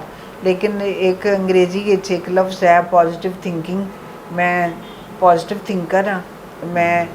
ਮੈਨੂੰ ਇਹ ਲੱਗਦਾ ਹੈ ਕਿ ਅਗਰ ਇਨਸਾਨ ਦੇ ਅੰਦਰੋਂ ਉਮੀਦ ਖਤਮ ਹੋ ਜਾਏ ਤੇ ਫਿਰ ਉਹਦਾ ਜ਼ਿੰਦਾ ਰਹਿਣ ਦਾ ਕੋਈ ਜਵਾਜ਼ ਨਹੀਂ।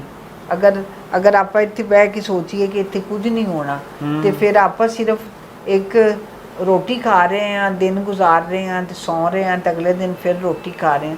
ਮੈਂ ਬਹੁਤ ਜ਼ਿਆਦਾ ਪੁਰਉਮੀਦ ਹਾਂ। ਮੇਰੀ 60 ਸਾਲ ਉਮਰ ਹੋ ਗਈ, ਮੇਰੀ ਜ਼ਿੰਦਗੀ 'ਚ ਨਹੀਂ, ਤੁਸੀਂ ਨੌਜਵਾਨ ਹੋ, ਤੁਸੀਂ ਆਪਣੀ ਜ਼ਿੰਦਗੀ 'ਚ ਵੇਖੋਗੇ ਇੱਕ ਬਿਹਤਰ ਪਾਕਿਸਤਾਨ। ਇੱਥੇ ਚੀਜ਼ਾਂ ਬਦਲਣਗੀਆਂ, ਕਿਉਂਕਿ ਦੁਨੀਆ ਦੀ ਤਾਰੀਖ ਇਹ ਦੱਸਦੀ ਹੈ ਕਿ ਚੀਜ਼ਾਂ ਹਮੇਸ਼ਾ ਇੱਕੋ ਜਿਹੀਆਂ ਨਹੀਂ ਰਹਿੰਦੀਆਂ। ਚੀਜ਼ਾਂ ਬਣਦੀਆਂ ਨੇ, ਵਿਗੜਦੀਆਂ ਨੇ, ਖ਼ਤਮ ਹੁੰਦੀਆਂ, ਫਿਰ ਨਵੇਂ ਸਿਰੇ ਤੋਂ ਬਣਦੀਆਂ।